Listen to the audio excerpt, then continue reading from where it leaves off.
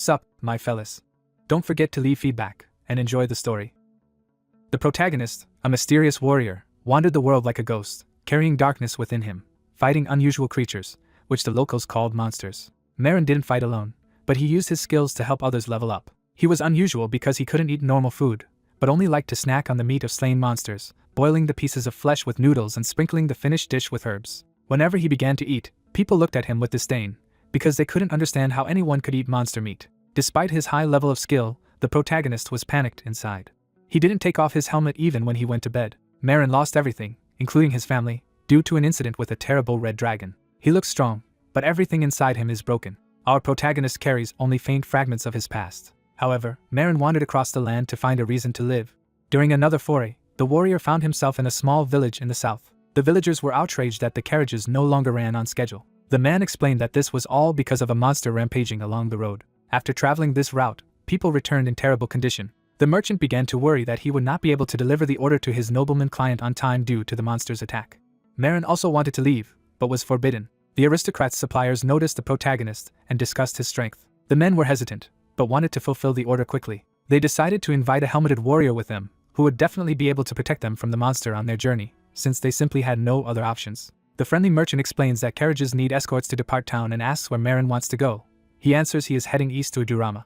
Hearing the destination matches their route, the merchant offers to waive Marin's fare if he escorts their group, also promising to provide meals. Marin confirms that other carriages will be grounded for a while due to the danger, and the merchant admits they are rushing to meet a delivery deadline. Noting they are both in a hurry, Marin suggests cooperating and seems inclined to accept. He agrees to accompany them, which delights the merchant, who calls it a wise decision. The merchant asks him to wait, while they recruit more escorts before noon, and Marin chooses to sit and rest in the wagon.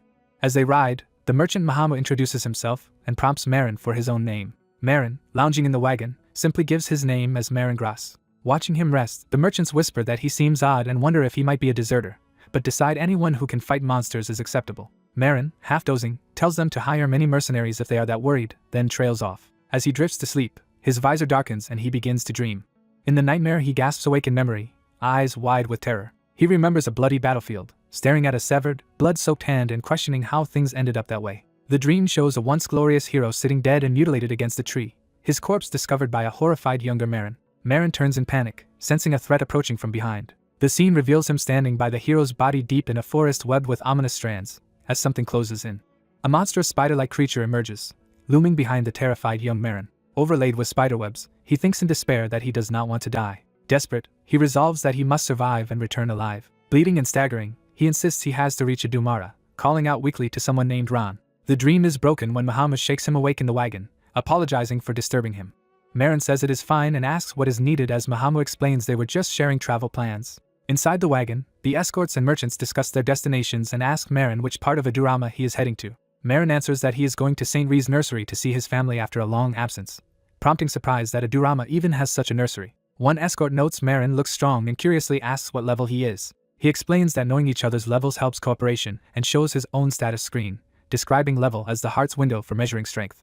Proudly, he announces he is level 23 and suggests Marin could reach that with effort. Marin opens his own glowing status window and quietly reads that his level is extremely high. Before that revelation is voiced, the wagon suddenly jolts and everyone is thrown as the driver panics. The driver shouts that the monster is in sight, yanking the reins in fear. Ahead on the road, something charges through a cloud of dust, smashing the ground apart.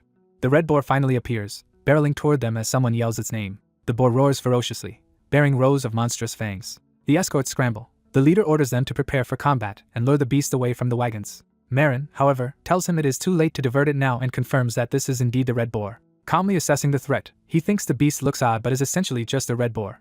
Using his appraisal ability, he checks its stats and sees that the red boar is a level 62 monster with very high attack and defense. Marin notes its level and decides it is a suitable opponent to test his own strength against. Drawing his sword, he steps forward alone to meet the charging creature. As the other fighter runs off to help, Marin boldly advances straight toward the boar. The escort leader yells at Marin, asking if he has a death wish for confronting it head-on. The red boar lunges at Marin with overwhelming size and speed. Their faces flash past each other as they cross in a decisive instant. An enormous spray of blood erupts as Marin's single strike cleaves the charging boar. The scene widens to show Marin landing behind the neatly bisected corpse, crimson raining down. Blood falls around Marin as he stands with sword lowered, the wagon and onlookers visible in the distance. He looks at himself, shocked, wondering aloud what just happened. The caravan erupts into cheers as they realize the red boar has been killed in one stroke. Marin, still stunned, asks himself if he really did that. He reflects that even considering the difference in levels, he never imagined a single cut could cause such destruction. The burly escort enthusiastically congratulates him for cutting the red boar in half with one hit. Others speculate in awe about who or what he is, wondering if he might be a non-human like an elf or beast man, while Marin awkwardly starts to respond. The group gathers around, clearly impressed yet uncertain how to regard this mysterious warrior. The burly man laughs heartily and declares that after such a feat, they ought to celebrate with a big meal. He invites everyone to eat before resuming the journey as Marin quietly looks at his own powerful hands. That evening the caravan makes camp and begins preparing dinner by the wagons. Around the fire, some escorts gossip that it is strange Marin always hides his face, joking his sword might be some secret treasure. Nearby, the girl and Manhua remark that his gear is cheap but he might possess a special skill, then decide to go ask him directly. She calls out for Mr. Marin as everyone mills about the camp preparing food. Realizing he has vanished from sight, they wonder where he slipped off to. They react in shock as they notice him returning with something unexpected. Marin trudges back dragging the massive red boar carcass, explaining he brought it back for their meal, horrifying the others. The girl yells that he is crazy while Marin simply argues that fresh meat would be good to have. She orders him to get rid of it immediately, unwilling to eat monster flesh. Later, Marin is served a normal bowl of creamy soup instead. One escort scolds that no matter how hungry Marin gets, he cannot bring monster corpses to dinner because it ruins everyone's appetite. Marin lifts his visor slightly as he prepares to taste the soup. He samples it carefully from his spoon. The simple soup's taste shocks him so much that he clutches his helmet in surprise. The girl happily praises the soft potatoes and warmth of the soup, while Marin privately wonders if this bland dish is really considered delicious here. She glares and reminds him that for outdoor rations this is more than good enough, asking if he expected gourmet steak. Seeing his odd reaction, she suspects he truly intended to eat the red boar earlier. She continues lecturing him that eating such disgusting, possibly poisonous monster meat is reckless. Pointing to the boar's body, she explains proper practice is to harvest only materials and then burn the rest, saying starvation would be better than eating it. She notes that since Marin is also heading to Adurama, he should eat regular food for the long journey even if it does not suit his tastes. Other escorts struggle to set the boar corpse on fire and call the girl over to help ignite it. They complain the fat corpse refuses to catch, so she approaches with magic. She tells them to stand back and offers to light it properly. Watching this, Marin wonders why they are asking an archer to handle fire magic. The girl casually casts a fire spell, conjuring flames in her hand. She unleashes the spell, engulfing the red boar's remains in magical fire. Marin looks on, startled by her unexpected magic prowess. The other escort marvels at how convenient magic is, deciding he should learn it too, and the girl assures him that basic spells are easy and useful. She readies her hands again, pleased with her spellcasting. Marin approaches and asks if she is from the magic tower, surprising her. She insists she is just an archer even though she used magic, while Marin points out that most mages originate from the magic tower. She shrugs that even non-mages can handle such simple magic, though mastering original magic properly would still take years. She teases Marin for sounding old-fashioned, saying basic magic is standard for modern adventurers and asking if he has been living in isolation. Later she leads him through the bushes, telling him to look at something ahead. From a hill they gaze at the bright, magically lit city of Adurama shining in the night. Marin stares in stunned silence at the sight. He realizes the city's streetlights and many other illuminations are all powered by magic stones rather than ordinary lamps, which he confirms are common in cities now. She explains that in this era even children's toys run on magic, marveling at how fast times have changed. Marin stands alone on the hill, quietly taking in how much the world has advanced. He looks up at the starry sky, contemplative and perhaps a bit lost. Back at camp, the escorts remark that the meat smells good and wish it were normal pork instead of monster meat, half joking about offering Marin a slice to try. Around a campfire, men joke about celebrating their successful job later with a big meat feast and cold beer. A silent armored warrior stands before blazing flames, watching. In eastern Adurama, merchants thank the armored man for helping them reach town early by catching a dangerous red boar. The merchants shake his hand and say they are deeply grateful, admitting they do not know what would have happened without Mr. Marin. Marin modestly thanks them in return, while clearly hungry. Guards gossip, surprised that Marin seemingly went the entire escort mission without eating once. One recalls he tried to feed Marin but anything solid made him vomit so he only drank water, wondering if it is some illness. They speculate this is also why he never removes his helmet, and worry whether his condition might be contagious. Marin stands expressionless and close up, his face fully hidden by the helmet. The caravan leader offers Marin an extra personal reward for his help, even though payment was not originally agreed upon. Insisting it is only right to thank him, the leader bids Marin farewell and hopes to meet again someday. Marin opens the reward pouch to find it filled with potatoes. He stares down at the contents silently, unsure what to do with them. He leaves the potatoes behind on the street as he walks away, to the surprise of a nearby beggar. Marin reflects that after many events he has finally returned to his homeland, eastern Adurama. As he walks through the city, he feels the townscape has changed and become unfamiliar. Spotting a busy bakery he remembers from before, he notes that shop is still thriving as always. Using that landmark, he heads toward a corner where he believes a familiar place should be. Filled with nostalgia for home, he anticipates finding that place again. He recalls that the St. Rias nursery where he grew up ought to be located there. Instead of the nursery, he finds a brightly decorated toy store standing on the spot. Confused, he wonders whether he misremembered the route or if a new toy shop inexplicably replaced the nursery. The shopkeeper steps out and asks if Marin is looking for something. Marin anxiously asks the shopkeeper what happened to the St. Rias nursery that used to stand here. The second-generation owner says he has never heard of any such nursery. Marin reacts in disbelief to the idea of a second-generation owner and repeats that the nursery definitely was in this location, but the man still knows nothing. An old man nearby overhears and asks if Marin is searching for the St. Rias nursery, prompting Marin to eagerly confirm. The elder explains he never saw it himself but heard long ago that such a place once existed. Marin, alarmed, asks what the man means by long ago, and the elder starts recalling what he heard. The elder says his memory is that the nursery burned down, shocking Marin. Marin's mind fills with the image of a dragon's fiery eye. He envisions a massive dragon attack engulfing the city in flames, realizing the nursery perished in that raid. The narrative shifts to his previous life, showing him drowning in dark water and remarking on his ordinary, unremarkable existence. As he sinks, he describes his former life as dull and dreamless, and notes that in this final empty moment a particular memory surfaces. He remembers the warmth of eating around a dining table with the family that died before him, and identifies that as the end of his first life. A wooden fish mobile appears as he slowly becomes aware of his surroundings again. He realizes he drowned, yet now sees a bright ceiling and hanging mobile instead of darkness. Children notice he has awoken in a crib beneath the mobile and call out. The excited boys shout for the sister, announcing that the baby has woken up. From the baby's perspective, he wonders what is happening, remembering he died in an accident. A nun approaches, calmly scolding the boys not to shout and frighten the just awakened baby. She lifts the baby up, urging the others to look. Smiling warmly, the nun asks if he slept well and welcomes him to St. Rias nursery. She tells the baby that from today he is part of their family. Marin narrates that this welcome at the nursery is his first memory in this new world, and the return of a familial warmth he thought lost forever. In the present, he places a pouch of coins on a table, stating it is his monthly donation. The elderly nun coughs and protests that he need not donate, but he insists he just wants the children to have something tasty. She worries that he only returned a few days ago and is already preparing to depart again, asking if he is overworking himself, while he dismisses it as nothing. She admits she worries because he rarely comes back, but he says this time is only a simple job to clear some goblins in the south. Though uneasy, she accepts his assurance. As he heads out, she asks him to make a promise before leaving. She tells him not to be gone too long and promises to bake his favorite berry pie for his return. Marin agrees and promises he will come back. Back at the present cemetery, a large memorial tree stands where the nursery once was, and a nun asks if the grave beneath it belongs to the person he was looking for. She explains that while most of the city has been rebuilt since the dragon's attack, no one at the nursery survived and the current temple now serves in its place. She notes no one has visited this grave in a long time and gently asks what Marin's relationship to the deceased is. Marin silently kneels with his back to her at the tree, and she realizes his deep connection. Respecting his grief, she excuses herself and leaves him alone. Marin looks at his trembling hand, remembering that the sister said he would return quickly and had promised her that. Touching the carved plaque on the tree, he recalls that she told him not to worry. Raindrops begin falling on his helmet as he kneels there. As the rain turns heavy, he thinks if only he had been present during the attack. He imagines himself confronting the dragon directly and wonders whether the outcome would have changed if he had been there. Overwhelmed by guilt and sorrow, he collapses at the base of the grave tree in the rain. He concludes that whether he could have changed anything is something he will never know for the rest of his life.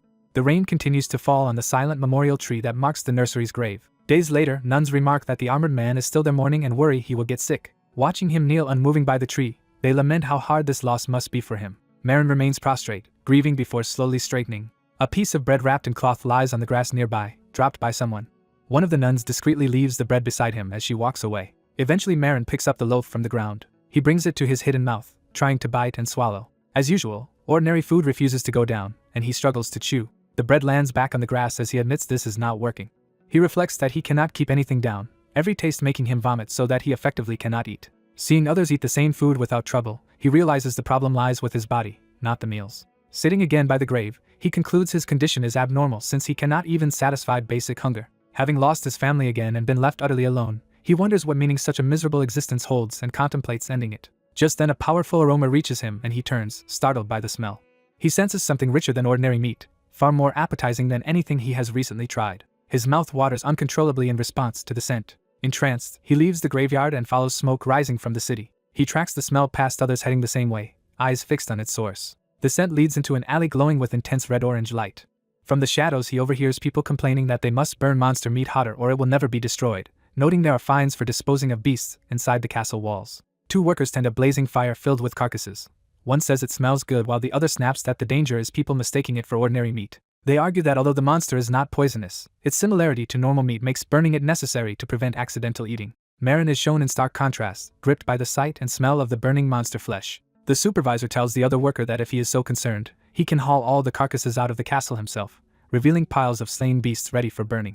Drawn by hunger and desire, Marin watches the roasting meat and thinks to himself how incredibly delicious it smells. A woman notices him suddenly sprinting away from the alley, assuming he is reacting to the strong odor. Back at the graveyard, Marin returns carrying a chunk of charred meat. He cuts off a piece of the monster meat, bringing it closer to inspect it. The juicy interior of the cooked monster flesh oozes as he holds it. He bites into it with his helmet slightly raised, finally managing to chew. The sensation shocks him as he realizes nothing is coming back up. Overjoyed, he declares that this meat is incredibly delicious. He devours it enthusiastically, marveling at the amazing flavor unlike anything he has ever tasted. He savors how, though slightly burnt, the meat overflows with rich, savory juices. He feels that succulent juice filling his mouth, relishing the experience. He notes that this taste is incomparable to the ordinary meals he could not swallow before. Each swallow sends a thrilling, instinct-stirring pleasure down his throat. When he finally stops, he sees his own hand bleeding from gripping the bone too hard. Looking at the bloodied hand, he is stunned by how desperately he clung to the food.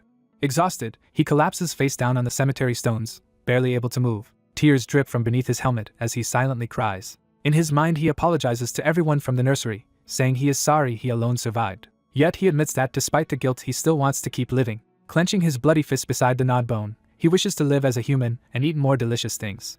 He adds that he wants to live happily and asks whether it is acceptable for him to seek that. Light breaks through the clouds, illuminating the graveyard. Sunbeams bathe Marin and the memorial tree, as if answering his plea. He bows his head under the warm light, listening. A glowing, ethereal hand touches his wounded one on the stone. Startled, he looks up, sensing the presence. When he glances back down, only a bright green leaf now rests on his hand where the phantom touch had been. Feeling as if forgiven, he kneels gratefully before the tree memorial. His lips tremble with leftover crumbs of monster meat as he prepares to speak. Trying to steady himself, he closes his mouth and composes his resolve.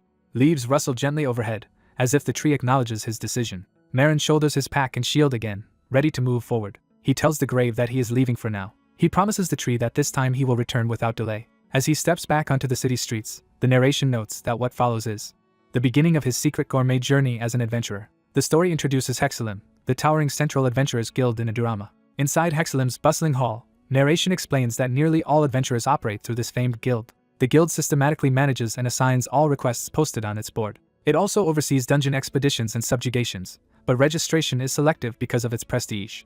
Outside, applicants punch a testing machine. A strong hit earns a passing score and the examiner calls for the next candidate. Another hopeful strikes too weakly, earning a failing score and being told to move aside. A hooded elf steps up confidently to take the test while onlookers murmur. The machine's gauge surges from the elf's blow, its center flashing red. The elf's powerful punch sends gusts of wind, showcasing exceptional strength. She lowers her hood, revealing a composed elven face and long hair. The machine displays a high score of 5,312, and the examiner announces it as today's record. The elf calmly celebrates her result as the crowd looks on in amazement. Onlookers remark that she took first place by far, noting even a huge warrior earlier barely passed 3,000. Someone wonders aloud where such a talented rookie suddenly appeared from.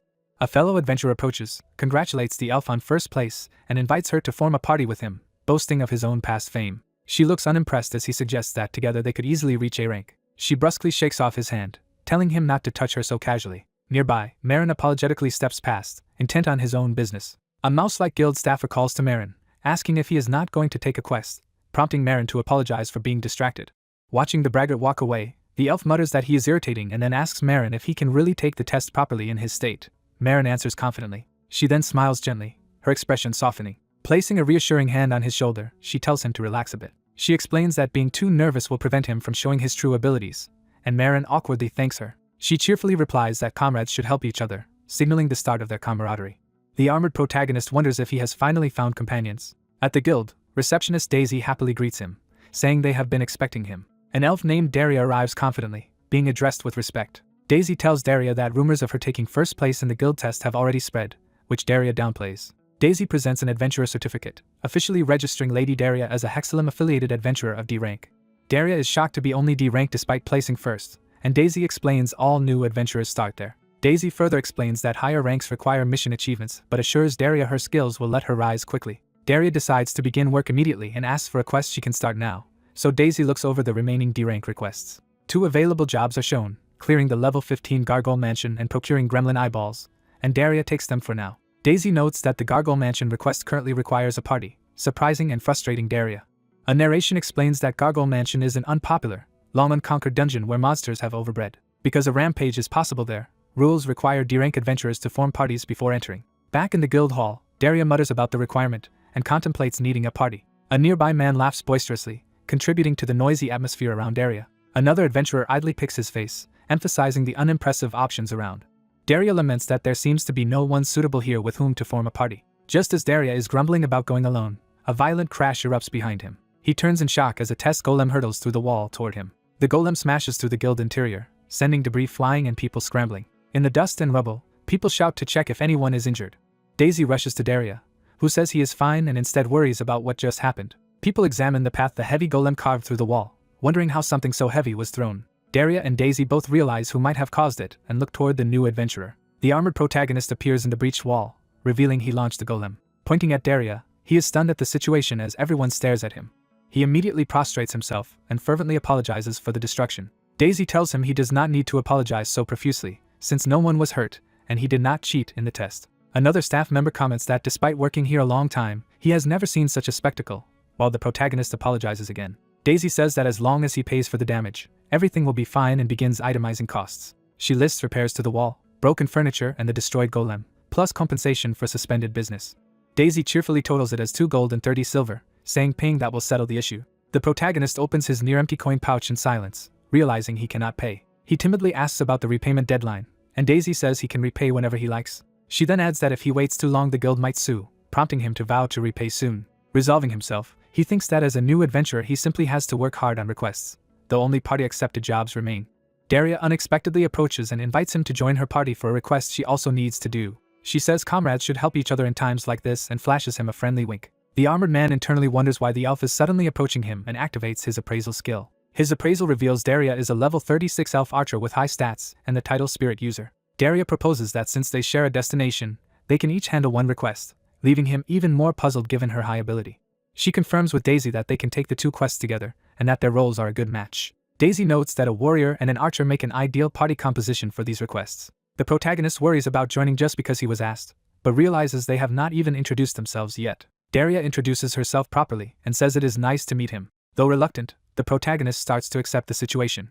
Remembering his debt, he decides he must resolve it quickly and goes along with the partnership. He introduces himself as Marin Grass and says to call him Marin, sealing the partnership with a handshake. Daria enthusiastically calls him Marin and says they should work hard on their first joint request. Marin reflects that he had wanted to avoid parties, but Daria seems capable and they can split the work, so he need not worry much. Concluding that a hastily formed party might not be so bad, he completes registration with Daria as a 2-person party. As they move to leave, Daria suddenly grabs his hand, confusing him. Marin asks what is going on as Daria stops him to question something serious. With a dark expression, Daria asks Marin if he is truly human. Later, Marin arrives alone at a forested location, confirming he has reached the quest site. He stands before a cave entrance marked as the Gargoyle Mansion dungeon. Daria, already there, impatiently tells him to hurry inside. Inside the dungeon, Daria bitterly complains about having to party with a human, whom he regards as an inferior race. Marin, hearing this, muses about elves as a race. He recalls what he knows of elves as long-lived, beautiful beings often enslaved by humans, souring relations between the races. He contrasts that with Daisy, an elf who showed him kindness, which does not fit that history. As they advance, ominous purple energy swirls around Marin, signaling dungeon danger. The 2 adventurers soon emerge into the eerie courtyard of the Gargoyle Mansion. Marin notes that the interior truly deserves to be called a mansion and feels like a different world. Seeing flying monsters around the building, he targets the gremlins and uses appraise. His appraisal identifies gremlins as level 18 monsters with high attack and sturdy, growing bodies.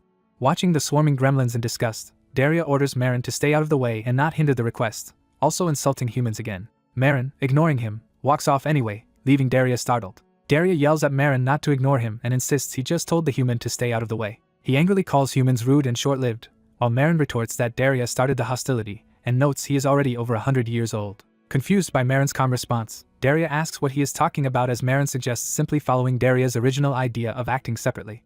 Marin proposes they avoid getting in each other's way during the quest, and Daria is shocked that he plans to go in alone without preparation. Marin calmly notes the gremlins are only level 18 and that for people around their strength, no special preparation is necessary. Daria realizes Marin must have seen his stats with a powerful appraisal skill and wonders fearfully if Marin is stronger than he is. He then accuses Marin of having peeked at his information back at the guild. Daria furiously calls him a filthy human for secretly appraising him at the guild. While Daria rants, a gremlin swoops in to attack from behind. Still insulting humans as a despicable race, Daria rants about the impropriety of looking at others' information without permission. He continues shouting, calling Marin shameless. In mid-rant, Daria is ambushed by the attacking gremlin from above. Marin's blade suddenly appears between Daria and the monster as he orders silence in the dungeon. His slash cuts through the air with force, silencing the gremlin. Marin chides that keeping quiet and focusing in a dungeon is basic common sense as the monster's blood sprays. Daria wipes gremlin fluids from his face, rattled. Marin matter-of-factly admits he did see Daria's info during their greeting at the guild. Daria feels vindicated and yells, while Marin adds that if Daria dislikes his presence so much, they should complete their tasks quickly. Turning away, Marin says it is best to finish both their respective objectives as fast as possible. Daria bristles at the implication that he is the one holding others back. He protests loudly, insisting he is not hindering anyone and demanding Marin pull his own weight. Daria declares he will handle the gargoyle boss himself and tells Marin to just collect gremlins, to which Marin indifferently agrees. Marin casually grabs a lunging gremlin by the head, beginning his own part of the quest. He quickly dispatches the gremlins, leaving slain bodies scattered around. Counting up to 50, he decides he has enough gremlin eyeballs for the request. Looking toward Daria's area, he notices another situation developing. Daria's bow has snapped against a gargoyle horn, leaving him in trouble. Marin's appraisal shows the gargoyles as level 21 stone-bodied monsters, stronger variants of gremlins. Daria, panting and surrounded by gargoyles, struggles with his broken weapon. He lunges forward, desperately attacking a gargoyle with his damaged bow. Watching from a distance, Marin judges that Daria probably will not die even if left alone. Seeing no immediate need to intervene, Marin decides to relax and have something to eat. He eyes a gremlin corpse, wondering which parts are edible. Comparing its body to a frog, he decides to butcher it similarly. After trimming to the seemingly edible parts, he notes there is less meat than expected. He chooses to cut the meat small and skewer it. Planning variety, he also skewers some of the organs, thinking they might be tasty like animal offal if cooked properly. He grills the skewers over a campfire until they sizzle. The finished dish, labeled gremlin skewers, looks surprisingly appetizing. Marin admires his first attempt at cooking, thinking the skewers look good. Curious about the taste, he lifts his helmet to take a bite. He begins eating the gremlin skewer. Delighted, he finds it delicious and confirms monster meat can be tasty.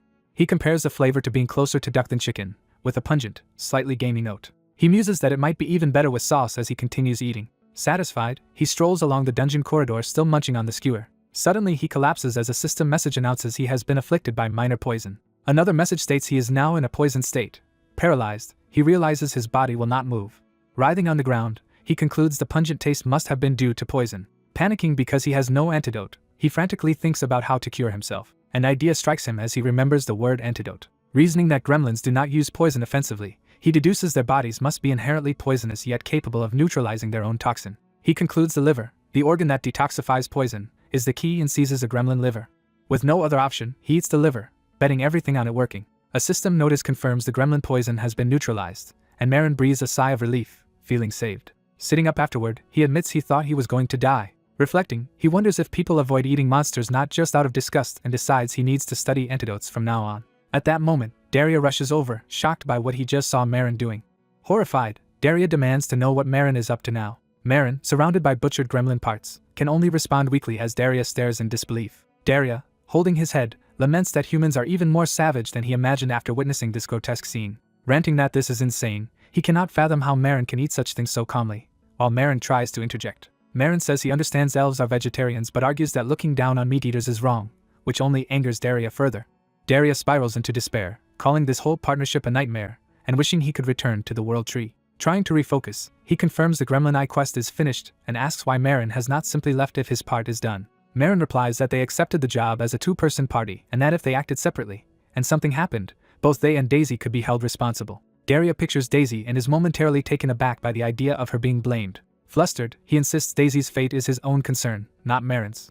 Marin notes they still have time left on the request and offers to help finish off the remaining gargoyles so they can complete the party job quickly. Daria refuses help from a human and says he will finish quickly himself, telling Marin to wait. When Marin produces an unfamiliar object, Daria looks on in confusion and asks what it is. Marin raises his sword and a cooking pan, saying he forgot to mention something. He explains that he was originally a shield soldier and then uses a provocation skill that loudly draws monsters' attention. The sound immediately attracts nearby gremlins. Gargoyles too are roused and begin focusing on him. Daria watches in shock as Marin continues banging the pan with his sword, unable to see how it relates to being a shield soldier. Realizing the implication, Daria nervously tells him to stop. A narration explains that provocation is the primary shield soldier skill used to draw enemy attention and protect allies. It further clarifies that the skill pulls surrounding monsters' focus onto the user to safeguard the party. Consequently, a massive swarm of gremlins and gargoyles now dives toward Marin and the horrified Daria, who calls him insane. Marin calmly notes that while provocation is usually for protecting allies, it also effectively gathers flying enemies into one place. As an overwhelming horde rushes them, he briefly wonders if the skill was always this effective. Dropping the battered pan, he resigns himself with a muttered, "whatever," as the oncoming swarm closes in. The swordsman activates his swordsmanship and martial arts skills, boosting damage and agility for close combat. A group of flying gargoyle-like monsters descends to attack the armored swordsman. An elven archer angrily blames the human swordsman for the chaotic situation but decides to support from afar. The elf is shocked by something unexpected mid-battle. The human swordsman blitzes through the gargoyles, cutting them down with overwhelming speed. The elf stares in disbelief, muttering that this cannot be possible. Watching the human effortlessly finish off the remaining monsters, the elf questions reality. The swordsman reflects that he once struggled to defeat just 5 gargoyles alone, amazed at his current power. Later on a forest path, the elf wonders who this mysterious human really is and asks him to wait. The elf comments that the human basically handled the entire fight but is told achievements are shared for party requests. The swordsman reminds the elf he wanted to finish quickly and trails off with a "but." The elf awkwardly says he only helped to speed things up, recalling his earlier harsh words about useless humans. The elf's ears twitch as he hears something unusual nearby. He halts the swordsman, asking if he also heard the strange sound. Telling the human to be quiet, the elf focuses, astonishing him with how mobile elf ears are. The elf suddenly senses something and reacts with alarm. He rushes off toward the source of the sound while the swordsman puzzledly follows. From a cliff, the elf spots a merchant wagon and people stopped below. Down by the wagon, merchants complain that hitting a deer has delayed them from reaching the black market and that its corpse is stuck in the wheel. One merchant viciously kicks a chained elf slave, yelling at him to hurry so they can depart for the market. The watching elf's eyes widen with fury at the abuse. The young elf slave apologizes in terror, begging them to do anything but hit him. The elf mutters to Marin that scenes like this are why he despises humans. He rages that humans claim slavery is abolished but still secretly traffic other races as property. He orders Marin to ready his weapon, insisting such people must be taught through suffering, while Marin questions why he should. Shocked, the elf demands to know what Marin just said. Marin calmly asks how the elf knows this is an illegal slave, pointing out the boy could be lawfully enslaved. The elf argues he clearly heard them mention going to the black market, but Marin says to just report it to guards rather than deviate from their job. Feeling betrayed, the elf says he had hoped Marin was different but now sees him as just like other humans. He decides to attack alone, gripping his bow with grim resolve. Marin pauses and sniffs, picking up a scent on the air. The scene cuts to the wagon where the boy sobs beside the dead deer while a merchant scolds him, and the same strange smell lingers. Inside the wagon, a captured elf mother soothes her frightened chained daughter, promising she is there with her. Remembering a kind nun from his childhood, Marin reflects on innocence. On the cliff, the elf steels himself, wondering if he can pull this off alone.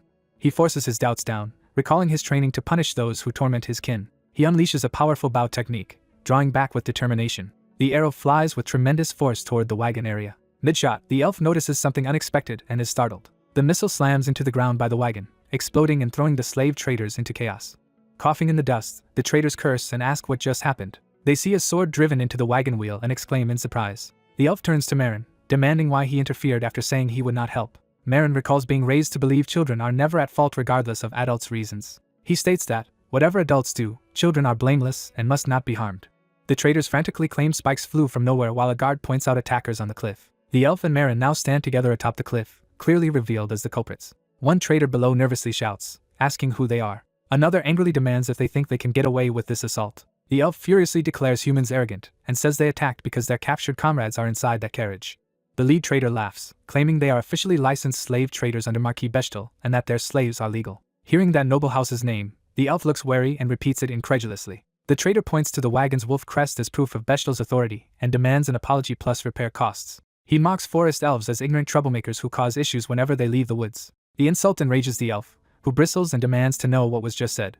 Marin finds something odd about the claim and speaks up. He points out that the crest on the carriage is not actually Bechtel's true emblem. The trader, irritated, asks who Marin is and insists the wolf symbol of Marquis Bechtel is obviously present. Marin notes that the wolf's eyes in the crest look normal. He explains that the original Bechtel ancestor had only one eye and that the official crest reflects this, so a two-eyed wolf proves their emblem is fake.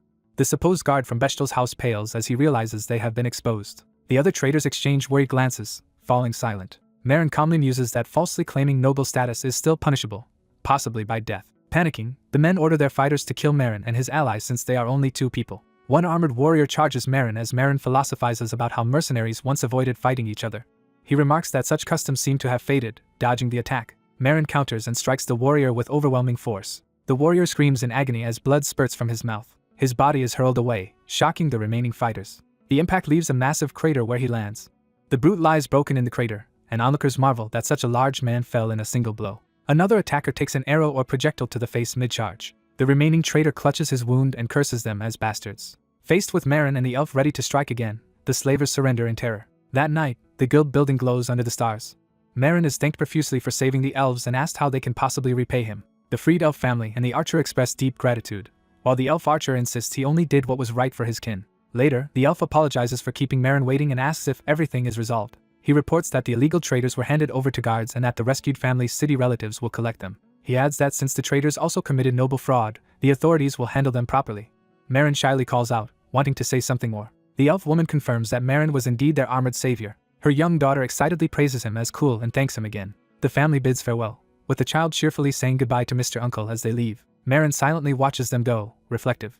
The elf archer awkwardly prepares to speak, saying he never thought he would say this to a human. He finally thanks Marin for saving them, admitting he dislikes being indebted to a human but owes him for rescuing his brethren. Marin bluntly responds that if the elf is grateful, he should pay him money. He repeats that gratitude should be converted into cash, startling the elf. The elf is outraged that Marin might have helped in the dungeon for money from the start, while Marin argues money is more reliable than feelings. The elf fumes that he cannot believe he felt grateful to a human like this. Grumbling, he thrusts a pouch of coins at Marin and tells him to take it and leave. Storming off and swearing never to trust humans again, the elf departs as Marin shrugs it off, satisfied with having been paid. The next day at Hexam Guild, the bustling hall is shown. At the counter, guild staff verify the collected items, including peaches, and the reward money. The receptionist congratulates Marin on successfully completing his first guild request. She notes that the job's difficulty was high for a first request but praises how quickly he finished it. She hands over the monetary reward for the quest. Marin is confused by how small the payout is and nervously mentions that the reward seems short. The receptionist cheerfully explains that guild rules automatically deduct his existing debt from rewards until fully repaid, so he must understand. Distressed, Marin promises he will repay the debt as soon as he can. Realizing he needs more money, he decides to immediately accept another request and head out again. He moves to the request board to choose his next job. While scanning postings, he thinks he would like to try some new food this time and considers which quests he can take with his rank. He reads a notice for regular subjugation at Stanita Dungeon and dismisses it because it only features stone monsters. Another posting for the higher-level Orc's Hut Dungeon catches his eye as a place he has not yet visited. Imagining delicious slices of orc meat, he wonders if it tastes like pork. Footsteps approach behind him in the guild hall. A cheerful woman Marin met previously greets him, surprised to see him as an adventurer. She jokes she thought he had died since he never ate anything on their earlier trip but is glad he is alive and well. Her party calls to her, and she hurriedly introduces Marin to them. She presents Orga, her party's leader, along with their robed mage companion. Mickey introduces Marin as the strong but picky mercenary she mentioned earlier, and Orga politely says he has heard about him. Mickey explains that Orga also uses a bow and that their third member is Hecate, their mage, saying the three of them have adventured together for a long time. Marin, noting they are 2 archers and 1 mage, wonders who handles frontline combat.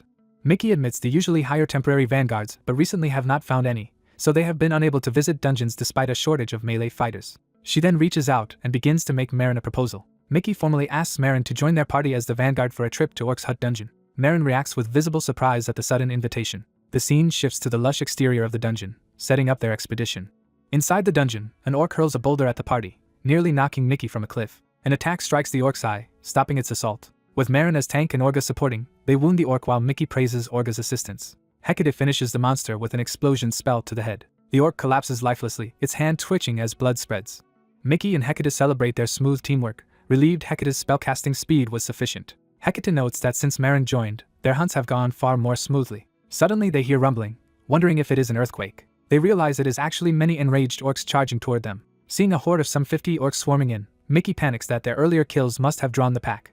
Orga orders everyone to run for now, and the party flees down the path. Hecate stumbles and cries out as she falls. An orc raises its club to smash her while someone screams her name. Terrified, Hecate turns and thinks no. In her eye's reflection, a figure appears rushing in to intervene. Marin darts between her and the orc, slashing so fast that blood sprays everywhere. The next instant, multiple orcs are sliced apart, their bodies and heads flying as Marin carves through the horde. After the massacre, the others check on Hecate, amazed that Marin defeated the entire orc group. Surrounded by orc corpses, Mickey wonders just how strong Marin really is. The last orc roars and lifts its club despite being riddled with arrows. They finish it off, bringing their total kills to 10 and deciding to rest for the day. While resting amid the carcasses, they remark again on Marin's terrifying strength and how thankful they are that Hecate is safe. When Hecate turns to thank Marin personally, she finds he has silently slipped away. She sniffs the air and detects a new scent. Hecate identifies it as roasting meat and wonders why they smell it in the middle of the dungeon. They follow the scent and discover Marin alone, quietly cooking over a small fire. Mickey scolds him for not telling them he was grilling meat and eagerly suggests sharing it with mushrooms she gathered. The view shows Marin calmly pan-frying orc meat beside a butchered orc corpse and bread. Horrified, Mickey yells at him for cooking quest monsters when the request never asked for grilled orc meat as loot. A caption labels his dish as grilled orc thigh as the camera focuses on the sizzling meat in the pan. While tasting grilled orc meat, Marin notes it feels like a blend of cow and pig rather than the pork-like flavor he expected. Curious, he keeps eating and wonders whether the meat leans more toward beef or pork in taste. After another bite, Marin concludes the grilled orc meat is very tasty. He relishes the overflowing juices and rich flavor, decides it resembles pork more than beef, and praises its fatty, tender savoriness. His companions react in horror at him eating orc meat, while the priestess prays to cleanse evil and bring peace to the land. Marin muses that next time he will season the orc meat with salt and pepper before grilling. Confident in his new recipe, Marin declares the seasoned orc steak is guaranteed to be delicious. After eating the seasoned meat, he happily judges that simple pepper seasoning is perfect, though he notes it is a bit greasy and might pair well with vegetables. Watching from afar, two party members are disturbed that Marin is not only eating monster meat but clearly enjoying it, wishing it were only a dream. Marin calls the others over while casually continuing to eat, unaware they are huddling together uneasily. He assumes the meal is over and thinks about taking leftover orc meat home to make even tastier dishes. Someone grips his shoulder and calls his name, interrupting his planning. The archer explains he has heard of people eating monsters out of necessity but asks Marin to refrain from doing it so openly. While Marin is surprised they are not expelling him, they reassure him that they would not discard a capable vanguard just for odd tastes, and the priestess shyly offers to share biscuits with him. Marin politely refuses more food while the others urge everyone to eat and rest, offering beef jerky that he again declines. A flashback shows a huge orc roaring in a forest. Marin and his old party form up to confront the monster with weapons and magic ready. The enraged orc charges to attack them. Marin blocks a powerful blow with his shield. The party combines arrows and magic lightning to subdue the orc as it clashes with Marin. Back at the current camp, the priestess watches Marin cooking by the fire with a troubled expression. Another memory shows Marin and comrades around a campfire in a deep pit or ravine at night. In the present, a party member notes it is the last day of their request and asks why Marin still insists on sleeping apart. He answers that it is simply easier. As the others prepare for night watch, the female fighter silently broods while the priestess yawns and the archer volunteers for first watch. Marin lies down to sleep as the priestess thanks everyone and wishes them good night. He drifts off listening to the soothing crackle of the campfire. As he sleeps, the glow of the fire reflects on his helmet, leading into a dream. In the dream, his previous party relaxes by a campfire joking that their priest is unusually fond of picking fights. Returning from gathering wood, Marin is teased that he took so long even though the fire is already lit. He remembers his former leader smiling back at him. Marin abruptly wakes from the nightmare shouting his full name. He finds his current party standing tensely around him, surprised by his outburst. Confused, Marin asks why everyone is awake, thinking it is not yet his turn for watch. The priestess, aiming a charged spell at his head, tells him not to move. She warns that if he moves his head will be blown off and urges him to calmly answer their questions. She admits they used an appraisal stone while he slept because his abnormal toughness made them curious about his true level and identity. Holding the glowing stone, the fighter nervously asks what the frightening result they saw about Marin actually means. The appraisal window shows Marin Gross with obscured stats but titles including Magic Tower Successor, Intermediate Knight, and the ominous Kinslayer, which his comrades demand he explain. Marin silently processes the revelation. The narration defines the Kinslayer title as one earned by massacring over 100 members of one's own race. It further notes that the title boosts attack power against one's own race, over images of Marin standing amid the corpses of slain humans. Horrified, the fighter exclaims that Marin has killed more than 100 people and says this cannot be ignored. The archer reasons that although Marin has no criminal record with the Hexalim Guild, this title is a separate and serious issue. The priestess, magic still ready, demands Marin justify how he obtained such a title if it is all a misunderstanding. Marin stays silent, tightening with unease. The others press him, wondering if he joined them intending murder, and again insists that he explain why he bears the Kinslayer title. Marin can only apologize, unable or unwilling to give details. The archer says regardless of circumstances they cannot ignore the situation, caring little about Marin's tastes or level compared to his history of killing humans. He bluntly states that knowing Marin has killed people makes him impossible to trust. He then formally asks Marin to leave their party. Marin quietly accepts the decision and prepares to go. He shoulders his pack and walks away while the remaining three watch in awkward silence. The story flashes back 100 years earlier in the southern Tursan forest. A goblin lunges out with a feral scream. Young Marin and his old party fight multiple goblins in coordinated formation. Their archer gleefully notes their trap worked perfectly as she fires her bow. Her arrows pierce the goblins, quickly killing them. The goblins lie dead at their party's feet. Their armored leader praises the team's work and checks if anyone is hurt. She commends the archer's skill in dropping 2 targets at once while the archer downplays the praise. The priest jokes about still having many goblins left to kill, while Marin, who has done little, is chided for only talking big. The leader asks Marin if he has finished organizing monster subjugation proofs. With deference he addresses her as Charlotte, confirming they are ready to move out. As they walk, the priest grouses about a cheeky guild receptionist and wonders why there seem to be fewer goblins than reported. Marin suggests they may be only at the forest entrance and that more goblins could be deeper inside, prompting speculation about a hidden settlement. Later that night he notes he has never heard of monsters running away in fear, and then senses something strange. Approaching Charlotte, he asks if she can hear him, realizing something is wrong. He turns to find his comrades' corpses standing like undead figures with glowing red eyes. Nightmarish eyes surround him as accusing voices demand why he did such a thing to them. They further question why he alone survived their massacre. Marin bolts awake from the trauma, still haunted by the memory. He sits up gasping in his bed, back in the guild's lodging. Sitting silently, he stares out his window, still shaken. Time passes, and the scene shifts to the bustling adventurers' guild hall. When Marin enters the guild, patrons whisper and stare at him.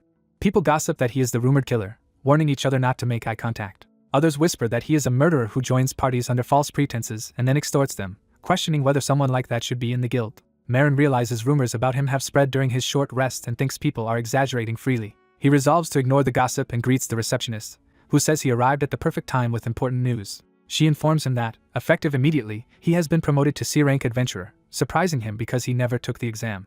She explains the C-rank exam was abolished. Adventurers whose ability proves high enough over time are promoted automatically. Marin notes how the system has changed since his past life and asks if he can start taking C-rank requests right away. The receptionist happily agrees and spreads out the remaining C-rank request sheets for him to choose from. Marin reflects that his job options have expanded now that his rank rose, then something on the board catches his eye. He focuses on a request titled Harpy's Nest, a level 30 job to gather harpy feathers. Seeing the word harpy makes him imagine buckets of fried chicken, and he excitedly thinks that, after trying pork-like orc meat, he should now sample bird-like harpy meat. Just then someone insults him as a money-obsessed bastard, drawing his attention. An elf adventurer, Daria, greets him casually, remarking that for a human it has been a long time. Daria mentions the rumors that Marin has killed over 100 humans and calls him a celebrity among adventurers, while Marin states he intends to take the harpy request. When Marin ignores him, Daria complains that humans should be grateful non-humans like them approached him, referring to a group that is disliked by humans. A red-haired beast woman appears and asks Daria if this is the human he mentioned, while Marin acknowledges her presence. The beast woman, with ears and tail visible, stands confidently before him. Daria introduces her as the leader of the party he recently joined. She cheerfully introduces herself as a Motar, saying she has heard much about Marin from Daria, who frantically tells her not to overshare. Marin internally notes that this beast man looks like a martial artist based on her gear. Using his appraisal ability, he reads a Motar's stats, learning she is a high-level beastman priest with strong combat titles. He notes that, as expected, a Motar's greatest stat is physical strength. Shocked, Marin checks again to confirm that her listed job really is priest. A Motar proudly declares that her job is priest, while Marin skeptically questions what about her appearance implies that. Marin compares his idea of a cleric healer to a Motar's brawler build and concludes she looks anything but holy. Daria explains he sought a party of non-humans and happened upon a Motar's recruitment for a human-hating party, which he decided to join. Motar adds that so far their party only consists of her and Daria, and that she sought Marin after hearing the rumors about him. She admits she originally argued they did not need a human even if he was a kinslayer, but approved his joining after hearing of his skills. Marin, confused by their odd reasoning, says he does not fully understand, while Daria chastises him for his slow human understanding. Someone extends a hand toward Marin. Motar enthusiastically declares that Marin will join their party, saying she admires how many humans he has killed and will specially accept him. Marin questions why he should accept such a proposal, but Motar points out that given his reputation he has few other options.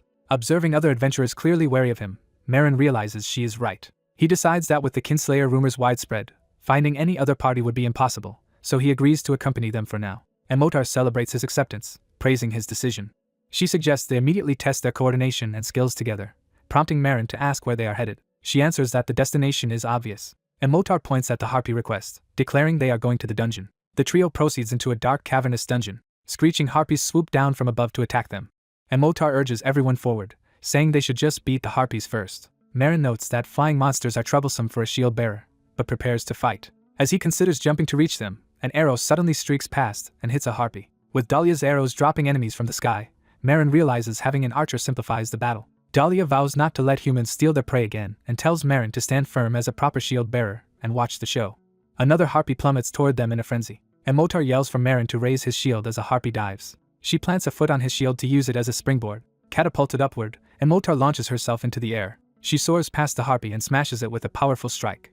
The dead harpy crashes down around them as Motar lands beside Marin. Motar praises Marin's fast reaction and calls their teamwork good, while he simply asks her to warn him earlier next time. Watching his new companions fight, Marin admits to himself that having comrades he can battle alongside is not so bad. After several kills, Motar happily notes that their coordination is decent and suggests they clean up and rest since they have already taken down several harpies. Marin notices something odd among the fallen bodies.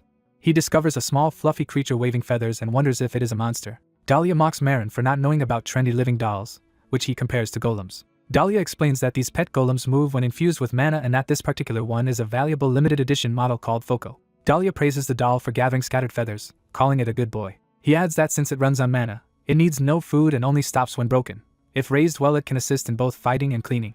Emotar jokes that Daria is acting like a child and says he simply loves cute things, while Marin watches them fuss over the doll. Daria clutches Foko protectively when Marin looks at it. Emotar warns Marin that the doll is a golem and strictly off-limits as food, while Marin insists he said nothing. She orders them both to hurry and keep hunting. Later, Daria remarks that luck is on their side since they have already eliminated nearly half the target number, and Emotar agrees their hunt is going smoothly. Emotar asks why Daria hesitated earlier to introduce Marin despite his strength, wondering if it is because he is human.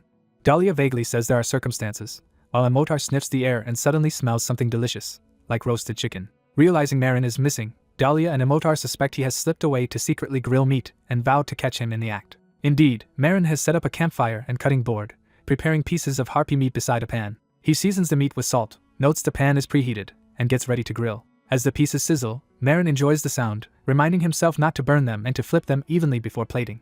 He finishes cooking a dish he calls grilled harpy shoulder loin and presents it on a plate. Examining the meat that looks exactly like chicken, he reasons that since harpies resemble birds it should taste similar. He takes a bite and is stunned into silent delight. Marin ecstatically concludes that the texture matches chicken but the flavor is richer, juicy, non-gamey, and slightly sweet. Just as he plans what to cook next, Daria and Emotar rush in shouting for him to stop, with Daria yelling that he knew Marin would do something like this and demanding to know what is wrong with him.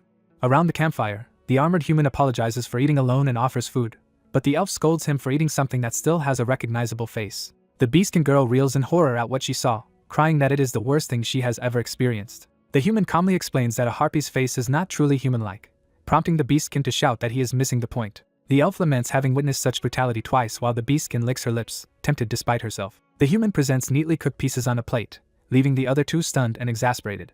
The beastkin fights her appetite, calling the food a monster and berating herself for thinking it looked tasty. Watching the human calmly eat, the beastkin's ears perk up as her attention returns to the meal. The human casually offers her a bite of harpy meat, but she and the elf angrily refuse, shocked he thought she would eat it. As the human praises the flavor, the aroma and sight of the meat make the beastkin visibly waver. Overwhelmed, she cries that a human is cruelly tempting her, while the elf struggles to calm her down.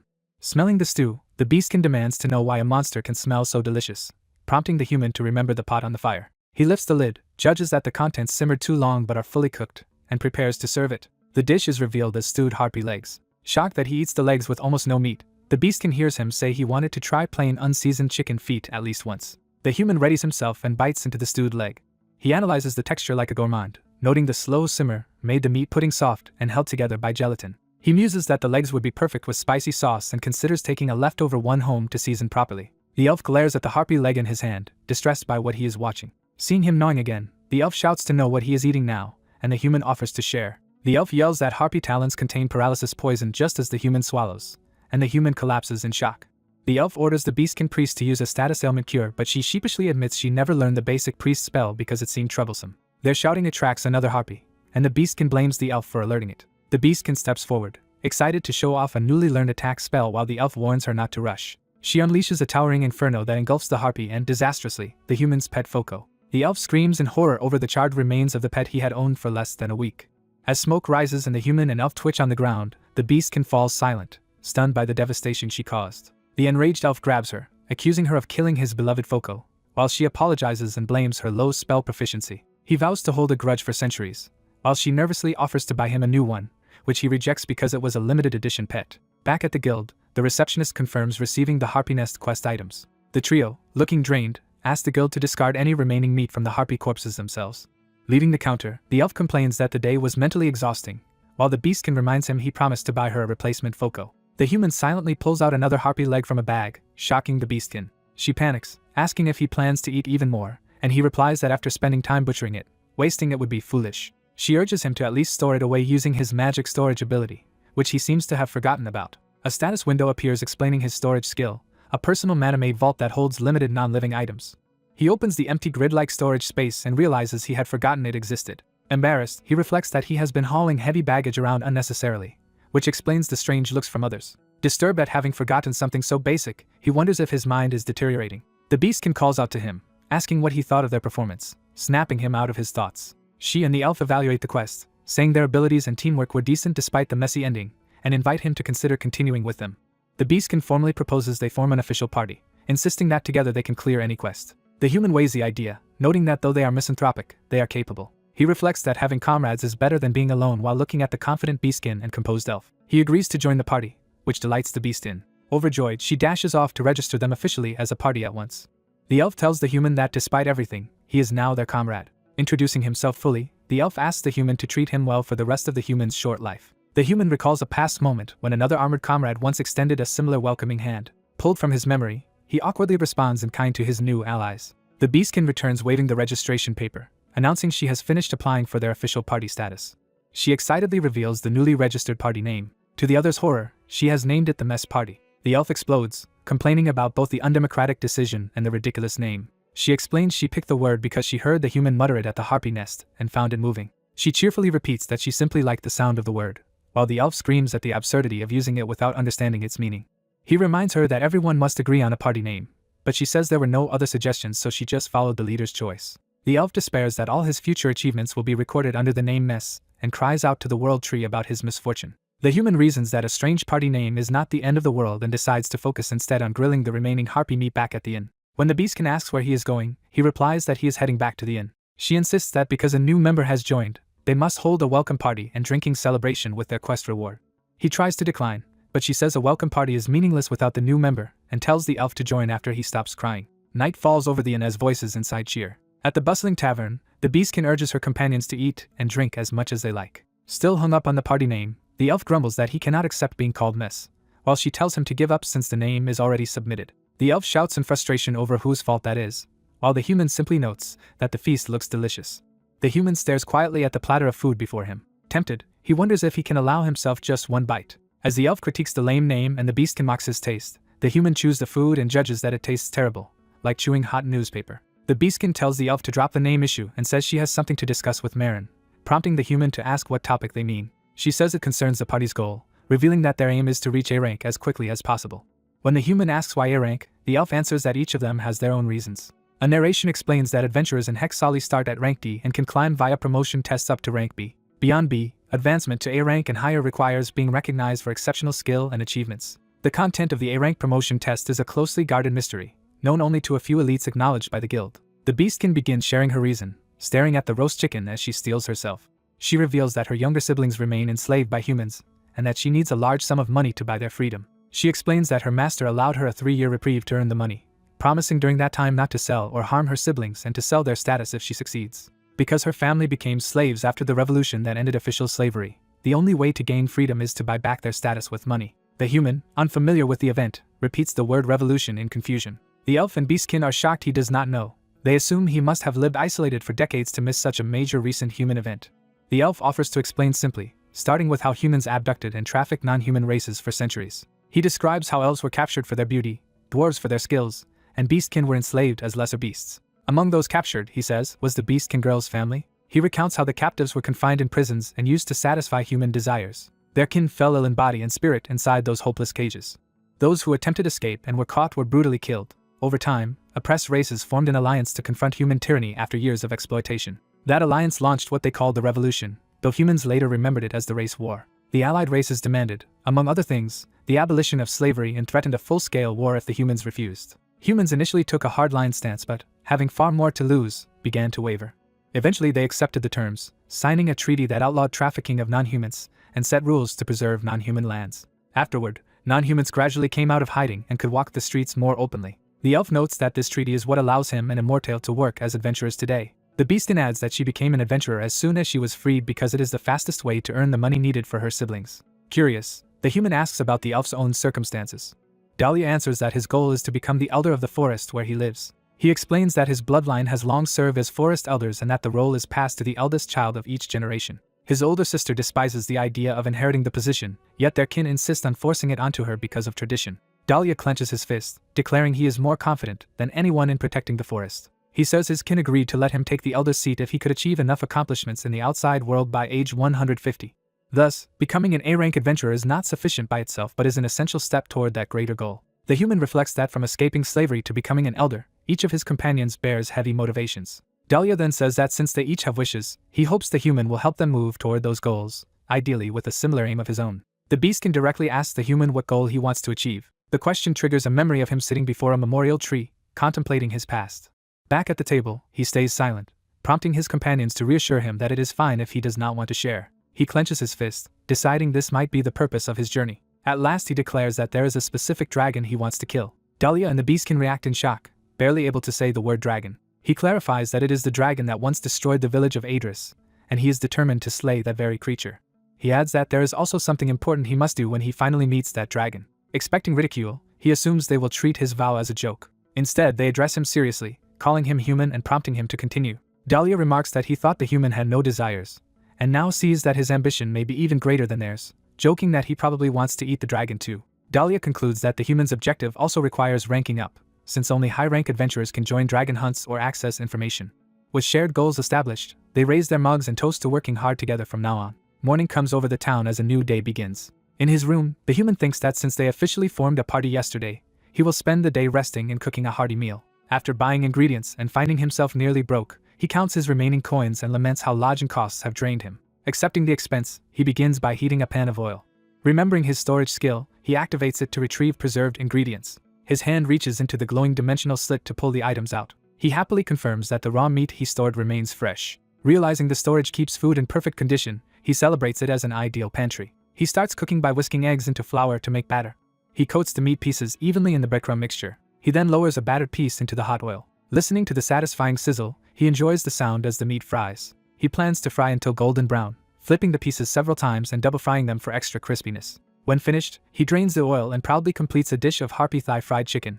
He tests a piece with a fork, breaking the crisp coating. Inspecting it, he notes that for a first attempt it fried well and that cutting the meat into slightly larger chunks was ideal. He lifts his helmet just enough to eat the nugget. Ecstatic, he describes the perfect combination of crispy batter and juicy Harpy meat, declaring Harpy's delicious. He further compares the subtle sweetness of Harpy meat to richly packed crab.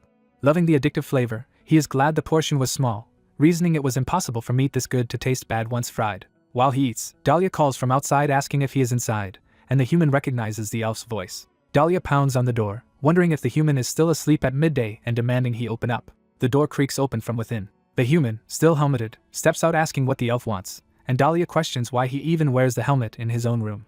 Daria says he has something urgent to discuss and asks to come in, while the human says he was eating and asks what is wrong. Daria explains that something has happened to Immortal, startling the human. The human invites him in and asks for details, noting it is better discussed in private. On seeing the plate of fried Harpy, Daria recoils and accuses him of cooking with monster meat again. Daria tries to set his outrage aside, deciding Immortal's situation is more important at the moment. Sitting down, he first makes the human promise not to tell Immortal what he is about to say, then asks if the human can lend him some money. The human is baffled by the sudden request. Offended, he darkens and says if all the elf wants is money there is no need to ask, ordering him to leave. But Immortal's voice off-screen urges him to hear the elf out. Daria sits again, and the human warns that if the reason for borrowing is not convincing he will kick him out immediately. Daria begins explaining that Immortal was apparently deceived in the past by his human master. The armored protagonist reacts in disbelief upon hearing they have been deceived. Outside the inn, companions discuss how Immortal has been saving money for his younger siblings and went to visit them, hence today's break from requests. A clenched fist slams the table as someone begins to explain that something terrible happened with Immortal's master today. In a redlit auction hall, a child sibling is shown in a cage as narration reveals the master broke his promise and plans to sell the siblings. The knight deduces that the human master freed the siblings only to use them later as a cruel game against Immortal. A beastwoman recalls how, when Immortal begged the master to stop the auction, he was told it would be cancelled only if he produced a ransom within 5 days, and she asks how much he had managed to save in 3 years. Immortal learns the ransom is 10 gold per person, 20 gold total, and is shocked by how high that is. The reincarnated narrator explains this world's currency. 1 bronze is almost equal to 10 yen, 100 bronze equals 1 silver, 100 silver equals 1 gold, matching the value system of his previous life. He adds that an average adventurer lives on about 2 gold a month, so 20 gold equals roughly 2 million yen, an immense sum to raise in only 5 days. The beastwoman says she hesitated to spread such a story but Immortal, usually proud, begged her to at least save his siblings. At a table, the elf confirms he came to borrow the ransom on Immortal's behalf, saying he cannot ignore slavery because minority races are their comrades by treaty. When he solemnly swears to repay even a small loan, the knight curtly refuses, noting they have only just formed a party. The knight adds he never had that much money to begin with and demands proof before lending such a huge sum, while the elf reflects that this bluntness is typical of him. The elf, worried, mutters that Immortal is in serious trouble. The knight perks up when he hears the siblings are tiny children who have only just learned to walk. He angrily accuses the elf of emotionally manipulating him with that detail, while the elf insists he is only stating facts. The knight asks what benefit he gains if he lends money, prompting the elf to babble about interest while the knight points out the risks of death or default. The elf falters, realizing his reasoning is weak. Clenching his fist again, He wonders if resorting to some drastic measure is the only way. The knight suddenly calls the elf over to whisper something. Whispering, the elf asks if the knight has the wind attribute, and the knight replies he does not, puzzled by the secrecy. Narration explains that while any element's magic can be used with enough intelligence, aptitude attributes make some elements easier and stronger. It further explains that aptitude attributes indicate which elements suit a person, reducing magic cost and increasing power for those elements. Another explanation notes, most people are born with a single attribute, granted at birth. Rare geniuses may be born with multiple attributes, and history's greatest mages largely come from this group. The elf steels himself and says that if the knight helps in this matter, he offers to bestow on the knight a special wind attribute blessing of the spirits as payment, which intrigues the knight. The elf anxiously asks if that reward is still insufficient, and the knight replies that the issue is how rare and difficult such bestowal actually is. The elf swears by the forest that he truly can grant attributes with his ability, and demands to be believed. The knight finally agrees to the deal. As they leave, the knight casually eats while saying they should get going, and the elf looks exhausted but follows. The narrative shifts back outside the guild building as they depart. Walking through town, the elf asks how the knight intends to raise 20 gold, admitting that even requesting the favor was a lot. The knight answers that they will have to illegally poach high-level dungeon monsters and sell the materials on the black market. The elf is alarmed, reminding him that entering dungeons above one's guild rank without permission is forbidden.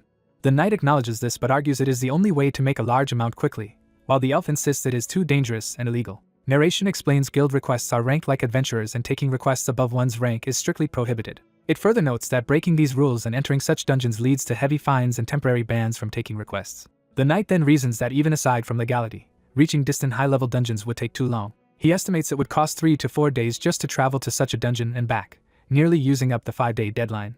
The knight turns the question back on the elf, asking how he personally plans to get money. The elf says he considered asking his distant family for help but decided instead to pool his modest adventuring savings, though it will not be much. The knight asks if the elf, named Marin, has any savings or valuables of his own. Marin recalls that the knight only recently became an adventurer like him and suggests selling any possessions that could be converted into money. The knight opens his item storage, reviewing his belongings and thinking about which is most valuable.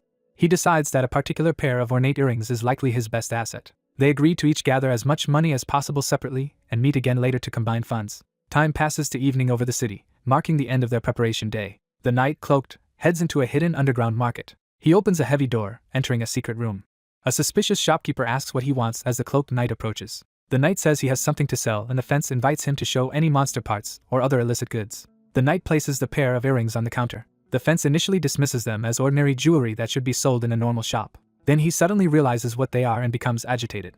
He identifies the earrings as an extremely rare item called Fragment of the Pleiades, obtainable only from a vanished dungeon, and demands to know where the knight got such a treasure. The knight, still hooded, quietly answers that he received them long ago from a comrade. The scene shifts to an imposing noble mansion, likely the slave master's home. Inside, Immortale trembles on her hands and knees as the cruel master mocks her for calming down. The master gloats that she must finally realize her resistance was futile and taunts her beast-like mind. He says granting her 3 years of freedom was nothing but a whim and sarcastically asks if she enjoyed her walk outside. Immortale seethes with murderous hatred, fantasizing about killing him and crushing his smug face. Her ears twitch when she suddenly hears someone call out to her, asking if she is there. Recognizing the voice, she turns in shock. The elf Daria and the knight Marin arrive, and Daria calls out to her. Immortale, baring her fangs, demands to know why Daria brought the hated human, and Daria says the knight helped prepare the money. Immortale angrily questions what is going on, but Daria insists the details can wait and that they must focus on the ransom first as Marin presents a bulging money bag. Marin steps forward, introduces them as Immortale's party members, and announces they have brought the required ransom to buy her brothers. Immortale resents having to rely on a human and worries he might use this debt to torment her later. The master sneers that low-rank C-class adventurers cannot possibly have raised so much money and implies he will check for counterfeit coins. When he pours out the coins and sees they are genuine gold, he is shocked that they really managed the full 20 gold so quickly. Immortale insists the gold is real and demands her siblings be released immediately. The master concedes they have the money but invokes a contract clause saying Immortale herself had to earn it personally. He claims that because the funds came from others, the contract is invalid, leaving Immortale aghast. Daria snaps that according to the treaty, a slave's family can ransom them regardless of who supplied the money, accusing the master of violating the law. Cornered by that argument, the master reluctantly orders his men to bring the slaves and their identity documents. Immortale fumes about his attempt to change the terms and thinks that without Daria she would have been helpless. A servant returns, thanking them for waiting as he re-enters the room. 2 small fox-like siblings are let in, and Immortale cries out to them. She rushes to embrace them, asking tearfully if they are hurt.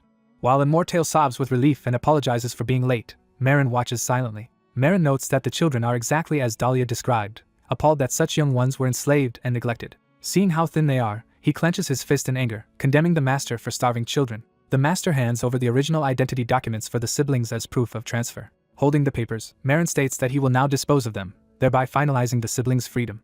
Immortale ignites flame magic in her hand, preparing to act. She burns the slave documents to ash while hugging her siblings protectively. The master grudgingly acknowledges that the siblings are now completely free but smugly reminds Immortale that she herself remains his slave and dismisses the party. Marin declines the master's mocking offer of the discarded slave chains and readies himself to act further. He announces that he intends to purchase Immortale's slave status as well. Everyone in the room, including Daria and Immortale, is stunned by this declaration. Immortale protests that she does not need his help beyond saving her siblings and insists she can handle the rest herself. Ignoring her, Marin asks the master if more gold will suffice to buy Immortale too. He then chuckles an apology to Immortale for ignoring her outburst. The master, grinning wickedly, claims Immortale has already been consigned to that day's slave auction and says he must refuse the direct sale. His steward explains that since she is already listed for auction, cancelling would be difficult. Instead, they suggest the party attend the auction and buy her there. Immortale is shocked to hear she is to be auctioned, insisting no such plan was mentioned before. Daria accuses the human of lying again and rejects his excuse. The master laughs that selling a legal slave is his right, and that how he trades her is entirely up to him under their agreement. Daria fumes that this is a dirty trick, but Marin tells him to think strategically. Marin concludes inwardly that the auction story is a convenient fabrication and that, because Immortale is legally the man's property, they cannot prevent him from selling or auctioning her. Aloud he accepts that they will have to buy her at the auction, surprising Immortale. Immortale, bewildered yet hopeful, asks the human what he is planning. As they leave, Marin advises her not to act recklessly and to wait at the auction, hinting that he has a plan. She wonders why he is going so far for her. A close-up shows Marin silently resolving himself. He recalls a lesson from his past, that all children need someone to look after and guide them. The memory continues with a caretaker saying the same applies to him, emphasizing adults must protect the young. A gentle hand is shown patting a child's head, reinforcing the idea of protection. A kindly nun figure declares that every child deserves protection and that safeguarding them is his purpose. Back in the present, Marin tells the freed siblings that only their big sister can truly protect them. He further explains to Immortale that saving her brothers is only the beginning and she must stay with them, feed them, and guide them properly. Moved, Immortale agrees to try living that way. She warns Marin that if he brags and then fails at the auction, she will not forgive him. Outside, Daria agrees to follow Marin's plan for now and says they will meet Immortale again at the auction house. After they depart, Immortale clutches her siblings and looks uneasily toward the gloating master. The master laughs that Immortale has surprisingly reliable comrades. He taunts her, asking if she really believes those weak allies can truly free her. Grabbing her chin, he says he has no intention of simply selling her off at auction. He menacingly tells her that no matter what she does, she can never escape him. He vows that she will ultimately return to him, terrifying her. After the others leave, Immortale demands to know what he is plotting as he orders preparations for the auction, clearly scheming something. Night falls over the mansion as the auction time approaches. At the auction hall, a new lot is introduced, a criminal human male slave with a record of violent crimes, in good health. Marin and Daria sit among the bidders as the auctioneer opens bidding for that man at 4 gold. Marin explains he has learned that Beastman slaves usually sell for 8 to 9 gold, so he and Daria believe their combined funds should cover even a slightly higher price. They watch as the current slave sale progresses, waiting for Immortale's turn. The auctioneer announces that the next item is of a different race, catching Marin's attention. Immortale is brought on stage, described as a wolf beastwoman hero from the Frontier Coliseum and a cleric capable of healing magic. She stands in chains, glaring determinedly at the crowd. She thinks bitterly that her master must have used some underhanded method to arrange this, and that she needs to warn Daria. The auctioneer emphasizes her superior beastman physique and youth to entice bidders. Her former master watches eagerly from a balcony, pleased she is finally on stage. From the seating, Daria worries that they have already spent a lot of money and that their remaining funds are limited. The master sneers that the adventurers are fools to think they can buy the immortal. A rival bidder in green vows he will not let them succeed. The auctioneer sets Immortale's starting price at 6 gold and 30 silver, and begins the bidding. The wealthy man in green immediately raises his paddle to bid. The auctioneer recognizes him as bidder 57 and invites him to declare his price, prompting Daria to curse that they acted first. The man in green boldly offers 20 gold, stunning Daria. Immortale is shaken to hear such a high opening bid for herself.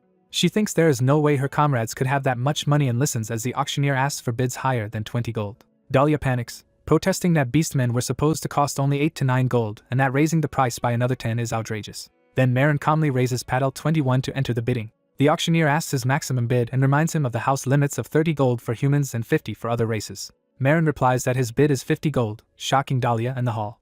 Daria exclaims that he only had 10 gold left, but Marin clarifies he never said that was all the money he possessed. The master shouts that he never trusted the supposed master who sold the rare earrings from the start, realizing he has been outplayed. The auctioneer nervously confirms that Marin really said 50 gold, the maximum allowed for non-humans. Onlookers mutter that the adventurers clearly do not look rich enough to pay such a huge sum and suspect they plan to delay payment. The auctioneer reminds everyone that bids must match amounts that can be paid immediately, and urges bidders to offer only what they can actually afford.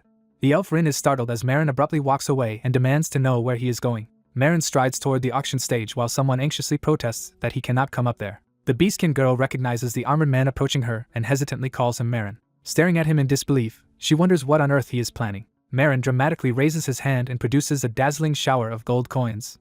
He calmly asks if the huge amount of money he has offered is satisfactory. The greedy auctioneer is shocked that a low-rank adventurer could pay 50 gold for a slave. The beastkin girl, kneeling before the pile of coins, realizes she has just been sold for an enormous price. As the auctioneer confirms the sale, she looks up in stunned relief. Night falls over the town as the events at the inn settle. Two young beastin siblings happily run to their big sister, calling out to her. She hugs them tightly, relieved they are safe, and tells them they are finally free people. Later, Rin angrily asks Marin why he never mentioned having so much money, and he replies that no one asked. Rin admits he is glad everything worked out, while the beastkin girl joyfully cuddles her brothers. Marin politely calls out to her, wanting to speak. She shyly thanks Marin, saying he saved both her and her little brothers and she has no idea how to repay him. The younger siblings sniff the air curiously as a delicious aroma reaches them. They excitedly shout that they smell meat, and Marin offers to take everyone to eat if they are hungry. The beastkin girl worries about how to repay Marin and asks Rin what they should do. Rin suggests Marin helped because he considers them comrades and says repaying him by continuing to work together is enough, which she eagerly accepts. She remarks that Marin smells of tasty, oily food and asks if Rin ate something good for lunch. Rin suddenly realizes what that smell must be and panics. Seeing Marin about to serve the fried food, Rin screams at him not to give it to the children. Marin turns, confused, asking what is wrong while holding the plate of fried pieces. One of the kids opens wide as Marin feeds them a bite of the fried morsel. The siblings ecstatically declare the fried food the most delicious thing they have ever eaten. Rin freaks out, demanding to know what Marin is feeding the children, while the beastkin girl is initially puzzled. She identifies it as fried chicken and confidently says that much is fine for beastkin kids with strong digestion. She adds that since they are growing, they can eat anything that is not iron or a monster. Growing suspicious, she suddenly asks Marin what meat he actually used, and he answers that it is Harpy. Horrified, she yells at him for giving monster meat to her precious siblings. She frantically tries to stop them from eating more, calling the food filthy, while they protest that it tastes too good. The kids beg for more fried Harpy even as she tries to refuse them. She smells the food herself and hesitates. Determined, she sits down with a forkful of Harpy meat, preparing to eat it instead. She resolves to eat it, and collapse dramatically so the children will be scared and refuse any more. Fighting her revulsion toward eating a disgusting monster, she steels herself, saying she will endure it for her siblings. She brings the meat to her mouth, planning to pretend she has been poisoned no matter how it tastes. The moment she bites down, her eyes widen in surprise. She starts trembling as Rin worries she has been poisoned like Marin was once. Rin nervously asks if she really has been poisoned, but she is speechless. Overwhelmed, she instead exclaims how incredibly delicious it is and struggles not to share, while the kids insist they should get some too. As she keeps eating, she marvels that it is the most tender and savory meat she has ever tasted and cannot believe it is Harpy. Marin quietly asks if it tastes good, which flusters her. Embarrassed, she loudly lies that it is not delicious, yet vows revenge on Rin for making her eat Harpy. Rin remembers something and calls out to Daria. He then demands that, until Marin repays the 70 gold he advanced, Marin must give him 90% of his quest rewards, which shocks Marin. Rin explodes, accusing Marin of being heartless and trying to starve him, while Marin dryly says that if such a thing would kill him, then he should just die. With the matter settled, Rin asks Marin to deliver the special reward he promised. That night they head into the forest so Rin can perform the reward ritual. Rin explains that the village is too crowded and not favored by spirits, and asks how Marin could possibly grant an attribute blessing. Rin tells him to remove his gloves so some skin is exposed, then begins explaining how spirits' blessings work. Marin uncovers his hand as Rin narrates that elves who conceive in the forest are born with a spirit's blessing. He continues that such children receive an innate attribute power from a spirit that bonds with them at birth. The bonded spirit acts as a lifetime guardian, and by asking that spirit, an elf can grant a similar blessing to someone else. Rin clarifies that bestowing such a blessing, even by one's own spirit, is a once-in-a-lifetime act, usually reserved for a companion, child, or great benefactor. Marin is surprised it is so precious, but Rin says Marin has twice fulfilled his lifelong wish of saving comrades from human oppression, and so is worthy. Rin calls upon his wind spirit Sylph to answer him. Marin feels a powerful gust of wind swirl around him. He watches the wind encircle his bare hand and wonders if this invisible force is the spirit's power. Rin describes how humans once abducted elves not just for beauty but to steal this blessing, and how many elves resisted despite humiliation. He says that after slavery was abolished, many freed elves later committed suicide from their trauma. As the green light gathers in his hands, Rin says elves remember too well. Even those who returned home were tormented until they chose death. He confesses his hatred for the humans responsible, and says he would kill them all if he could. Rin channels more of the spirit's power while speaking. The wind spirit's energy pours from his hands in a brilliant stream. Marin is engulfed in the surging wind as the blessing is transferred. A system notice appears stating that Marin has gained the wind attribute via Sylph, adding wind to his existing fire affinity, which he confirms in surprise. Rin warns that despite helping Marin, he still despises humans as vile, selfish creatures. He stresses that granting one blessing does not mean he has forgiven Marin for being human. The next day, at the Hexam Guild, a new chapter of their adventures begins. Inside, Rin and the Beastkin girl cheerfully call Marin over when he arrives. Rin explains they finally found another Beastkin babysitter for her younger siblings so the party can take quests again. She excitedly declares it is her first day as a free citizen and she is highly motivated. Proudly, she shows off a quest for a crystal cave monster called Mad Dwarf.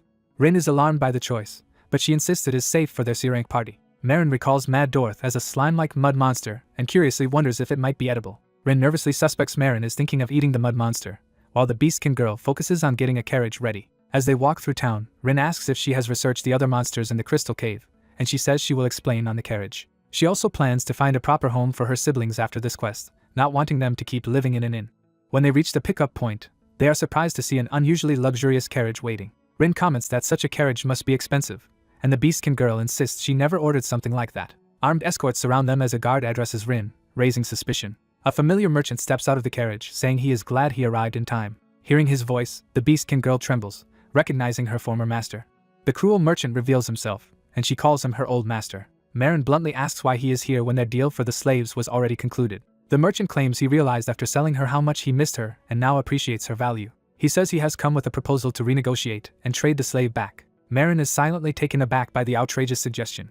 Rin furiously rejects the idea of renegotiation, calling it filthy work after everything was already settled. The merchant dismisses Rin and smugly addresses the Beastkin girl as if she is still his, while she growls at him. He warns that his 2 heavily armed bodyguards are level 80 or higher, implying they can crush the party if angered. Marin is formally addressed, prompting him to listen as the merchant makes his offer. The merchant offers 100 gold to buy the girl back, but Marin immediately refuses. The merchant is stunned that his money was rejected so easily. He arrogantly questions whether the price is too low, saying the slave is not worth more, which enrages Rin. Even when the merchant raises his offer to 150 and then 160 gold, Marin keeps refusing. The Beastkin girl defiantly shouts that Marin would not sell her even for 100 million gold. Snarling, the merchant asks if they realize how much a beastman's slave is worth and raises the offer to 200 gold. Gold signs dance in Marin's imagination as he briefly thinks the amount is impressive, earning Rin's furious scolding before he insists he was joking. Marin points out that the slave documents were destroyed on the spot and her emancipation was agreed upon, so she is no longer a slave at all. He declares he has no further dealings with the merchant, and warns that if the man ever mistreats her again, he will not overlook it. The merchant grits his teeth, calling them pathetic fools drunk on camaraderie. He says he had hoped to solve things with money but now reveals a more malicious intent. He sneers that he has no intention of giving up the pleasure of tormenting his former beastkin slave. Before he can act, he is suddenly smashed in the face, blood spraying as he is struck. The beastkin girl has knocked him down, saying she could not stand quietly listening to his cruelty any longer. Looming over him with dark aura, she declares she is no longer his slave and insults him. One of the elite guards charges, outraged that a former slave would dare act so boldly. Marin instantly appears behind the guard, scolding him for drawing his sword so recklessly. With overwhelming strength, Marin slams the armored guard into the ground. The second guard attacks in rage, eager for a fight. Marin casually picks up a stone, preparing another move. Channeling power into the stone, he leaps and drives the guard weapon first into the ground with explosive force. The shocked guard crashes down, completely defeated. Bloodied and stunned, he can only gasp in disbelief. The merchant watches in horror, unable to believe 2 level 80 guards were beaten so easily. Trembling, he asks Marin what level he is, and Marin calmly answers that he is around level 95. Rin and the beastkin girl are astonished to learn Marin is that strong. The beastkin girl grabs her ex-master by the hair, and notes that their business here is over. His agonized screaming echoes through the courtyard. Rin reminds her they will miss their carriage if they delay and suggests wrapping things up. She cheerfully agrees, saying she has just finished teaching the merchant a lesson as he lies moaning on the ground. Stretching contentedly, she says punching him felt great and tells him never to show his face again, while Rin mutters about filthy humans. The battered merchant rages that mere adventurers will regret this once he tells his merchant group. Marin, bathed in a menacing red light, approaches and mentions that rumors of him killing people have already made it hard to find parties. He coldly thinks it would be easier to crush one merchant group than lose his hard-won companions and warns the man not to touch them. Marin then stomps on the carriage wheel. The luxury carriage explodes into pieces behind the terrified merchant. Marin states this destruction is only a warning and tells the man to remember his place. Later, deep inside the crystal cave, the party explores among glowing crystals. Surrounded by mad dwarf mud monsters, Rin shouts that they are weak to fire, prompting the beastkin girl to eagerly prepare a fire skill. She unleashes a huge yet uncontrolled fire tornado spell, astonishing Marin. Rin scolds her for using such an unrefined skill, while she laughs that captivity left her no time to practice. Afterward, Marin cooks the mad dwarf into a purple mush and examines it. Concerned, his friends ask if he can really eat that since they cannot heal him if he collapses again. Marin notes the food has no smell and decides to taste it anyway. He reasons that since it lacks an earthy smell, it might taste different from actual dirt, and then takes a bite. Disappointed, he finds it tastes like gum-flavored modeling clay with awful texture and concludes not every monster meat is tasty.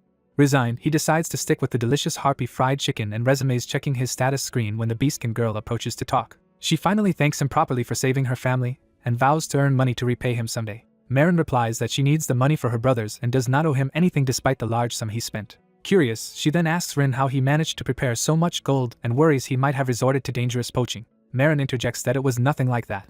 He admits he sold a keepsake from an old comrade that he had long held onto but ultimately decided to part with. Upset, she asks why he would sell something so important, fearing it is irreplaceable even if she repays the money. Marin simply says it is fine. He tells them they are his comrades now and that if they want to repay him, they should just keep adventuring together with him. Touched, Rin and the beastkin girl confirm that staying in his party is enough, grateful to have him as their leader. The cat girl resolves to stop sulking and do her best as leader again, then asks Daria about his long acquaintance and blessing on Marin. Daria explains he has known Marin about as long as he has known her and that his blessing was essentially the price of a contract. The cat girl teases Daria for caring about a human whose face he has never seen and then turns to Marin, wondering why he always keeps his helmet on. Marin says he has personal reasons for staying covered and, puzzled by her behavior, asks what she is doing as she eagerly speculates about what is hidden under his helmet. When she guesses he is hiding a big scar, Daria scolds her for prying into something a comrade does not want to show, and she awkwardly insists scars are badges of honor to adventurers.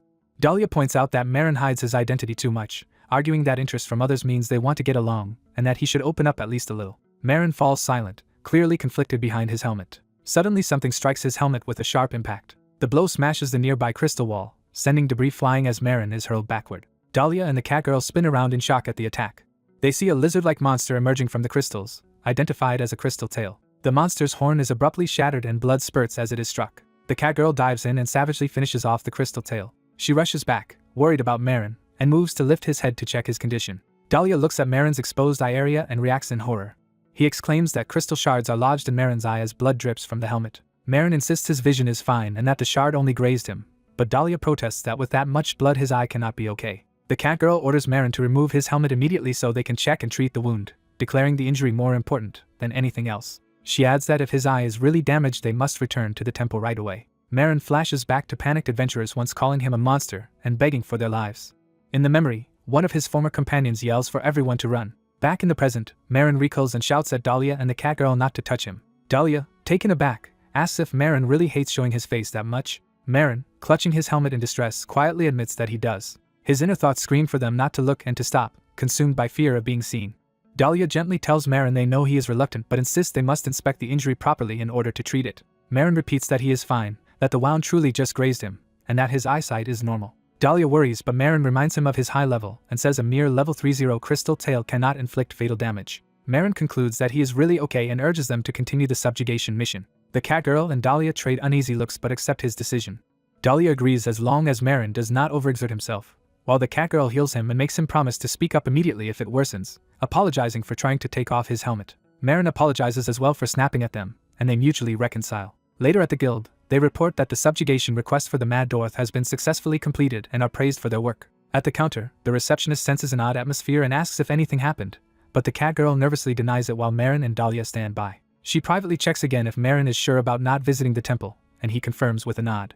Daria suggests they end the day and rest so they can monitor Marin's condition. As the cat girl agrees and proposes returning to the inn, a guild messenger bursts in shouting about an emergency. The breathless runner is questioned about the situation and stammers that something serious has occurred. She reports that a new open-type dungeon has appeared in the forest between Adurama and the capital and is about to reveal its name. Marin hears that the dungeon is called the Dryad's Flower Garden and mutters the word Dryad to himself. Daria is shocked a dungeon appeared so suddenly, but the cat girl reasons that with many parties around the guild will handle it, and urges returning to the inn. Marin interrupts, declaring that their party will also participate in the subjugation, prompting surprise from his companions, who question whether he should fight without resting. He answers that he is fine and, more importantly, has something on his mind that he wants to confirm. The scene shifts to the forested region where the new dungeon lies. Numerous adventurer parties gather at the dungeon entrance as a leader calls them over to begin a briefing for the conquest. Two adventurers gossip that the first explorer of this dungeon was defeated by the boss and is now at the temple, and they hear rumors that there are two dryad bosses. Marin recalls that dryads are plant-type monsters and excitedly imagines them as potential ingredients, wondering if they might be suited for salad or pickles. The cat girl anxiously tells Daria that if Marin decides to feast in front of this many people their party's reputation will be ruined, and Daria jokes that in that case they should pretend not to know him. Marin, thinking about Daria being vegetarian, resolves to finally cook something for him too and vows to prepare a special dish, which Daria unenthusiastically rejects as unnecessary concern. During the briefing, they are told that the dungeon indeed has 2 bosses. The commander notes it will be tough with their current numbers but reassures everyone that there is no need to worry. A flamboyant elf, Anchorman de Reisrick, boasting the provisional title of hero, introduces himself and claims their operation is safe with him present. Daria reacts skeptically as Marin wonders about the term hero, and Dalia is stunned that Marin, who lived in a forest, knows even less about the world than he does. Dalia explains that hero is the collective term for those with the provisional hero title, called heroes out of respect, though their appearance also terrifies some people. He continues that the existence of heroes is said to foreshadow the return of the Demon King. The narration adds that the gathering of monsters around heroes is believed to predict the resurrection of the Demon King, king of all monsters. Dalia says nations and guilds give heroes special treatment in hopes they will be useful against the Demon King and that heroes are widely admired, then invokes appraisal to check Anchorman's status. The appraisal reveals Anchorman as a high-level warrior with numerous Dungeon Breaker titles and the provisional hero title, impressing Dalia with how many first clear achievements he has. Dalia then mentions that he once saw a hero long ago, and adds that of the 5 heroes discovered so far, the second one has already been killed. He recalls that the 4th hero was also slain by a monster, leaving only 3 heroes alive. Marin silently reacts to this explanation, the implication weighing on him. As they advance into the dungeon, a swarm of large flying wasps attacks and the command is given to keep them from reaching the main force. Dalia draws his bow and begins shooting the wasps with wind-imbued arrows. His arrows slice through multiple wasps, splattering green fluid as they fall. The catgirl punches and slashes through the wasps at close range, crushing them. Marin joins in, cutting down more wasps with sweeping sword strikes. Other adventurers watch Havoc's teamwork and admit the party is far more capable than they expected from the name. The catgirl's ears twitch happily at the overheard praise. She smugly comments that their party name seems to be spreading, while Dalia tells her it is not a compliment and to stay focused. Using a map explanation, the plan is laid out.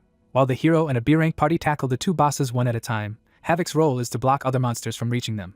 One of the dried bosses appears, and its stats are displayed as a powerful level 5-8 monster. The B-rank party fighting it worries they are losing face, struggling against the dryad. They decide to keep the dryad occupied until Anchorman defeats the other boss. Anchorman engages his own dryad, charging with a glowing sword to prove his strength. Confident, he considers finishing his opponent right away.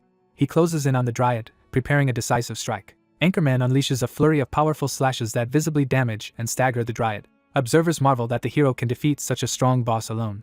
Anchorman basks in their praise for his impressive strength. The remaining dryad reacts violently, radiating power, as he thinks that defeating this last one will finish the job. The B-rank party hears the dryad's loud cries and wonders if it is reacting out of kinship, but assume that once the hero arrives it will be easy to defeat. Suddenly the ground cracks apart beneath them as something erupts. The enraged dryad goes berserk, unleashing massive roots and tremors. The B-rank members are grabbed by vines and panic as they are pulled in. Sensing the swelling power, Marin recognizes the reaction and suspects that this dungeon may require defeating both bosses at the same time. He concludes the mechanism truly demands simultaneous defeat of the 2 bosses, making the current situation extremely dangerous. A new, more terrifying plant monster, the Master of the Dryad's Garden, manifests with level 70 stats, its origin tied to the grief of a dryad losing its partner. Dalia demands to know what the monster is, and Marin urgently warns everyone not to approach, telling them to retreat. Anchorman announces that the boss's level has risen to 70 and warns that with the average levels present no one stands a chance. He declares he will buy time while everyone falls back, though one party member cries out to be freed from binding vines. While shouting for support to rescue the trapped ally, Anchorman internally curses their low level and thinks disparagingly of them. He recalls how he secretly obtained advance intel about the dungeon from the Thieves' Guild, including the need to defeat both bosses at once. Anchorman boasts that he intentionally withheld part of that information from the others and blames them for trusting him without verifying the details. Now he prepares to act again, saying, "Now then," as he steadies himself. With theatrical flair, he claims he will end things in true hero fashion and begins casting a light-based technique.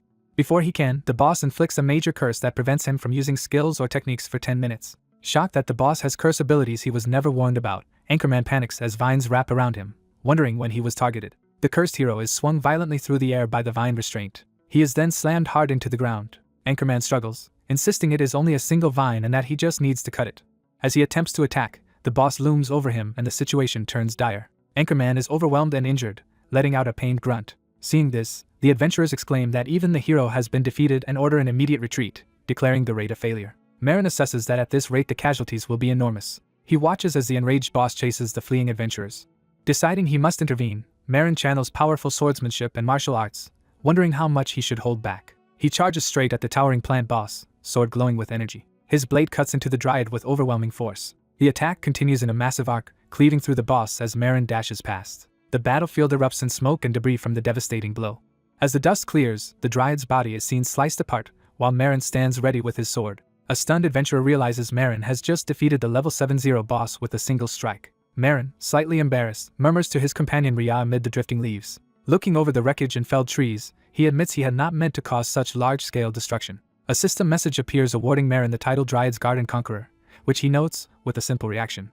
He reflects that this is the very title the hero desperately wanted and his first time obtaining such a coveted achievement, just as Daria and the cat girl rush over calling his name. Later, the cat girl cheerfully praises Marin's spectacular feat of blowing away the entire area, while Daria teases that he must have wanted to show off his level, and Marin insists that was not his intention. Marin turns as other adventurers approach, awkwardly replying to their attempt to thank him. The B-rank party expresses gratitude for being saved from the chaos and marvels that someone that strong belongs to a mere C-rank party. They also thank Havoc for handling the wasps and are amazed that Marin felled a boss that even defeated the hero, while he modestly says it was not a big deal.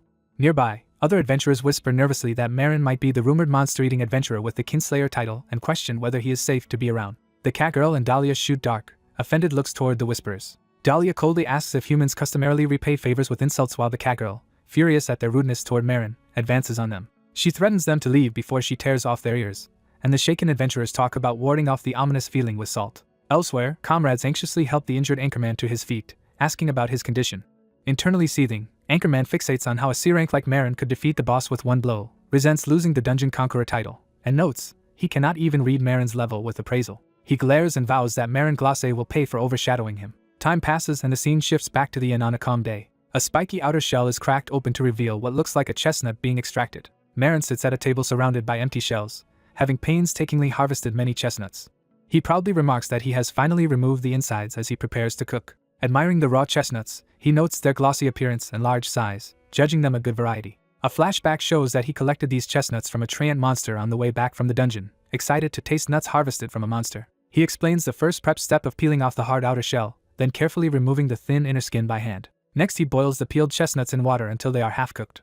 He removes them before they overcook, and, while they boil, prepares another pot with water and sugar. He reduces this mixture over high heat into a shiny syrup and judges it ready. Once the chestnuts are cooked, he transfers them into the syrup. He sautés them while basting with the syrup so they become evenly coated. When they reach the right point, he covers the pot with a lid.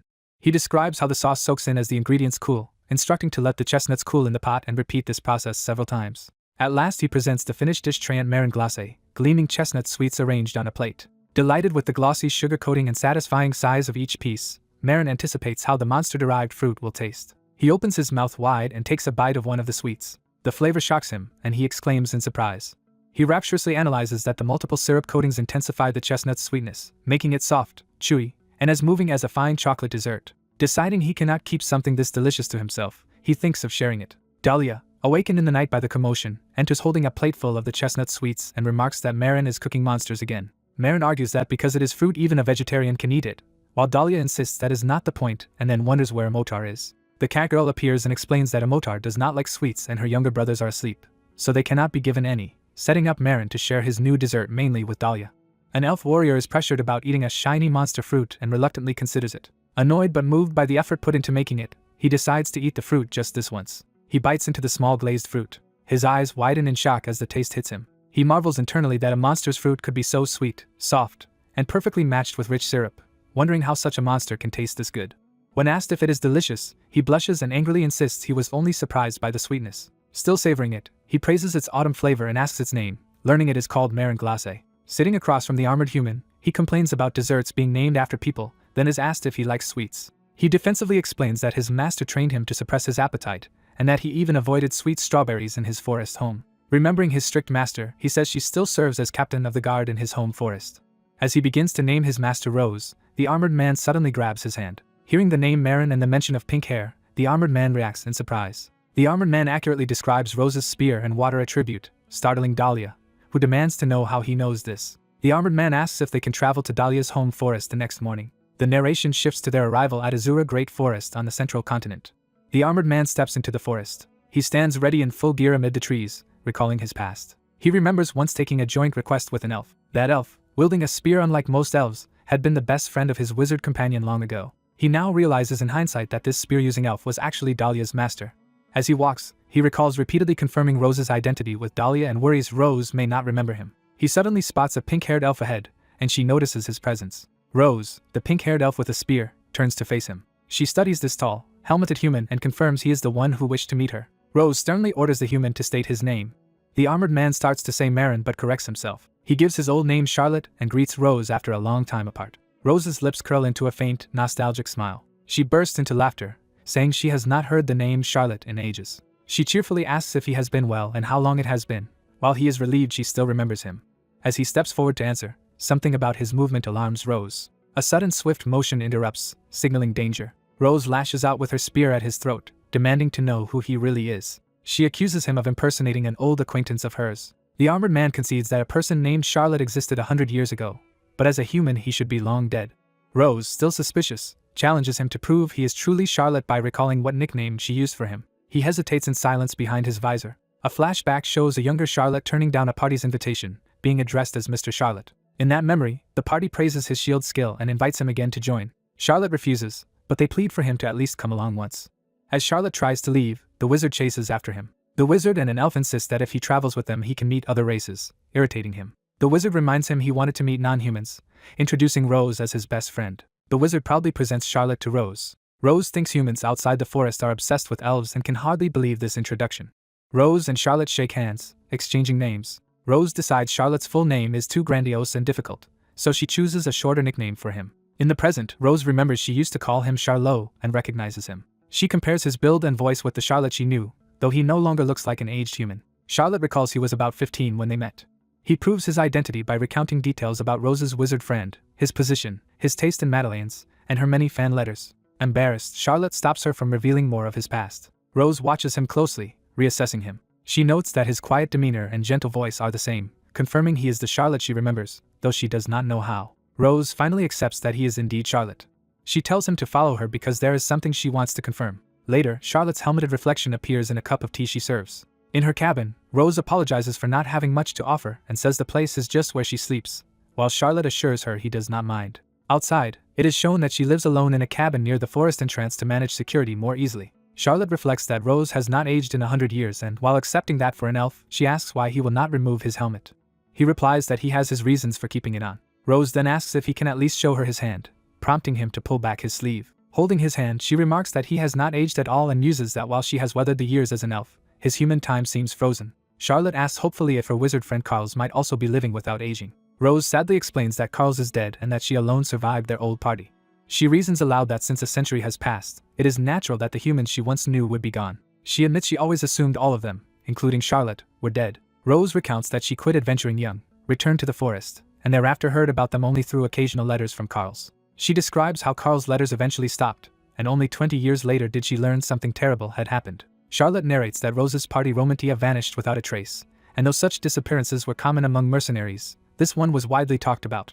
Their party's sudden loss, despite their high skill, became a major topic, and Charlotte had refused to believe it at first. Rose says that, over time, she gave up hope of hearing from them again. She admits that seeing Charlotte alive now leaves her more stunned than happy and bluntly asks how he has remained unchanged for 100 years. Charlotte prepares to answer, first asking if she remembers their final quest together, and the rare item he acquired. He reminds her it was the special reward from their last job. He specifies it was a skill book called Arachnophobia, obtained after defeating the Spider Queen Regina Urania. A younger armored Charlotte is shown holding his sword after that victory. Rose confirms she remembers, recalling that she used her appraisal skill on the book for him. Charlotte states that this very skill book is the reason he is still alive. He adds that it is also the reason his comrades died, foreshadowing his story.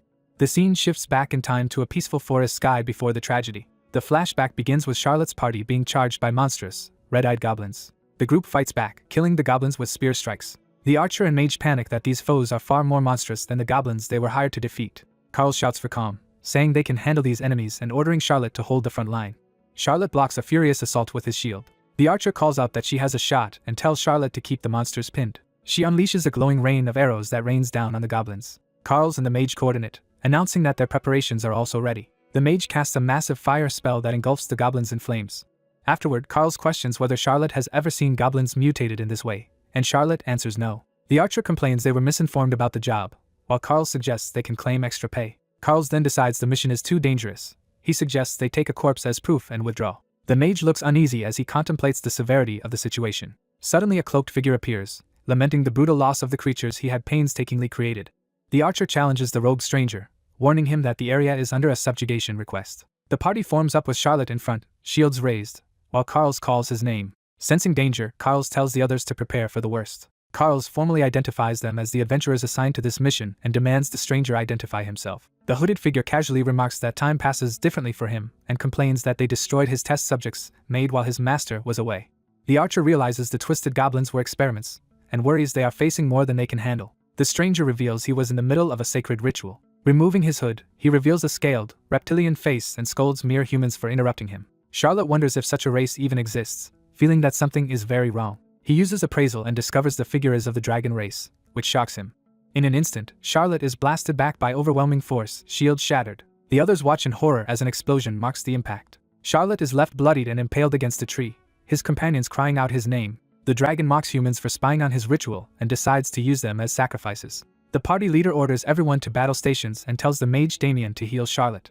The dragon feigns politeness, saying even insignificant beings deserve to know who kills them. He proudly introduces himself as the Gold Dragon, famed for wisdom even among dragons. The mage panics at the revelation that this enemy is a dragon, while the archer urges him to stay focused. Damien realizes Charlotte was felled in a single blow, and that this is a genuine dragon.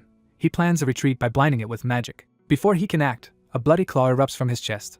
The dragon appears behind Damien, mocking him for wielding magic as a human while Rose screams his name. The archer fires in fury, calling the dragon a monster. In a blur, the dragon effortlessly kills her as well. Carls narrates that in the chaos he could neither see nor hear clearly. He recognizes fully that they are facing a true dragon. Rose, horrified, thinks they will all be slaughtered and wonders what to do. She notes that Damien and Carls are miraculously still alive. She reasons that with Damien's wide area healing magic they can still save everyone, but she needs to buy time, deciding she must draw the dragon's attention. She confronts the dragon, demanding to know why it is here and what it wants. The dragon replies that his sole wish is to resurrect the Demon King. He says that, as the wise gold dragon, he realized he must exterminate humanity to purify the world. He rants that humanity is filth that must be wiped out entirely. He explains that someone else once shared this goal and devoted their life to fighting humans, namely the Demon King. He says he is performing a ritual to grant that person's wish and revive the Demon King.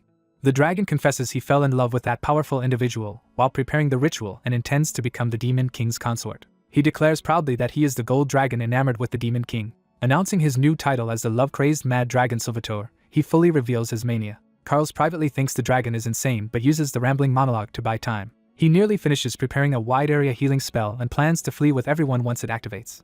Just as he steals himself, the dragon casually says he is busy for that glorious future and has no time to play with them. A spike of earth or power suddenly impales Damien midcast. Damien is lifted and skewered, the dragon mocking him for thinking such tricks would go unnoticed. Rose charges in desperation, screaming as she attacks the dragon from behind. The dragon simply gestures with a bloody finger, channeling ominous magic.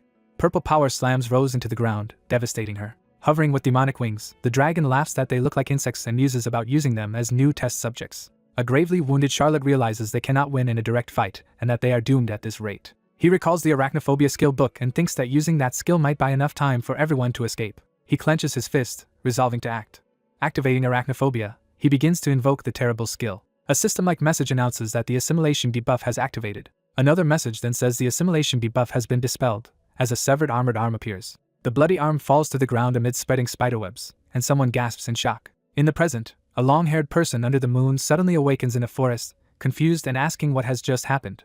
A skull rolls across a battlefield littered with bones. A white-haired spider-woman stares in shocked silence. The spider-woman realizes she is surrounded by human corpses, including a half-eaten knight. The surviving knight gasps, unable to comprehend the carnage around him. The spider-woman is startled as a glowing status window appears before her.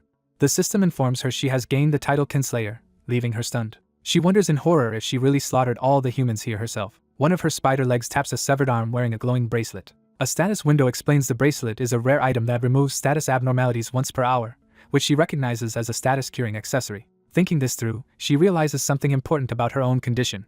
Reading her own skill description, she learns her transformation into Arachne causes her mind to assimilate with the monster's instincts, and she deduces the bracelet likely broke that assimilation and woke her. Checking a corpse's status, she sees it belonged to a powerful holy knight hero. She looks down at the maimed hero's body. She panics at the realization that she has killed a hero, humanity's hope. Remembering last fighting a dragon, she desperately wonders what happened to her comrades. A close-up shows her eye widen as a new thought hits her. Her spider legs approach a fallen staff with a blue crystal. A flashback shows her monstrous spider form discovering that same crystal among the battlefield remains. In the present, an elf tells a helmeted man that when she finally came to her senses, 100 years had already passed and many comrades, including his friend Carlos, were long dead. The man, shaking, confesses he does not know how many he killed and that he carried the secret alone for a century. The elf gently says she knows that must have been extremely hard on him. She reassures him he fought the dragon and used an unknown skill to protect his comrades, and no one could blame him for failing despite risking his life. She apologizes for digging up painful memories, while he says her words help him finally understand why he is still alive. She recalls he once asked why she never removes her helmet and begins to explain, referencing hazy memories from the last 100 years. In a flashback, she remembers people calling her a monster when they saw her transformed face, and after a century as a monster she believed her real face had become monstrous too. After waking and canceling the transformation, she considered going to the capital temple for purification, just in case. However, she admits she was too afraid to show anyone her face without checking it herself first. The elf asks if she has told this story to her younger brother Daria, and she answers no. She fears that if her comrades see her hideous face, her relationship with them will end. The elf advises that instead of revealing herself to the world, she should first show her face to her trusted comrades. He explains that what truly frightens her is not her appearance but others' reactions, and that gaining her comrades' acceptance will help her accept herself. She squeezes her hands together nervously, admitting she still does not completely trust them. He reminds her they are her comrades and implies she must eventually trust them. Smiling, he tells her that one day she will have to trust them fully, just as the two of them trust each other now. After a pause, she quietly resolves that she will try.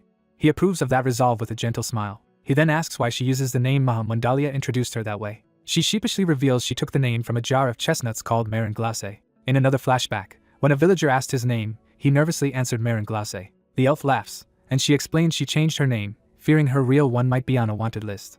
Curious, he asks how she has lived since awakening. She recounts how, with her old mercenary group gone, she became an adventurer, met the beastman Emotar and Daria, and formed a new party. The elf notes that over the last 100 years she has become more cheerful, proving even elves change with time. They shake hands and promise to meet again sooner next time. They part ways in the forest, the elf calling her Maham as he waves goodbye. Watching him leave, she reflects that while he claims to believe in his comrades, they already believe in him even more. As she walks away, the narration says the rest is now up to Marin. She wonders if someday she will be able to show her true face to Daria and Emotar. Looking at the sunset, she muses about change over time and whether she herself can change. Night falls over a quiet town. At an inn, Emotar furiously punches the table, ranting that the current hero is unbearably annoying. Marin and Daria return, asking why there is such a commotion. Emotar complains that the hero took all the quests she wanted from the guild board that morning. She continues that he falsely accused her of breaking guild rules until she proved him wrong. In flashback, the arrogant hero smugly grabs all the quest sheets before she can take them.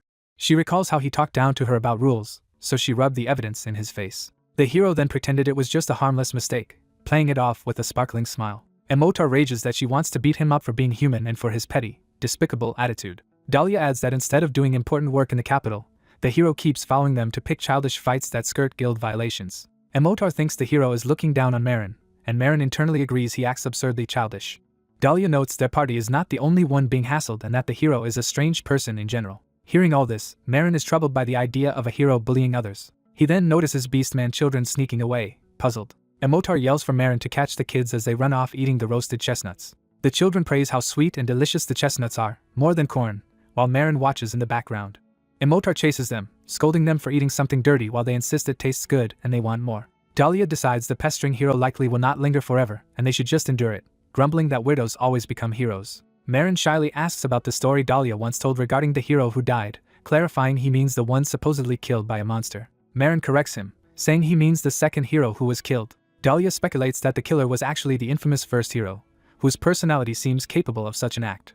He quickly corrects himself, judging that although the first hero is childish, he lacks the nerve for outright murder. Daria recalls the first hero's petty revenge antics, and how immature they look. He then recounts that the second hero died because of a dungeon mishap, though the fallen hero himself had not seemed weak. Daria admits the official story may be false, and hints there's a rumor about the real killer. He tells Marin that a rumor claims someone else was responsible.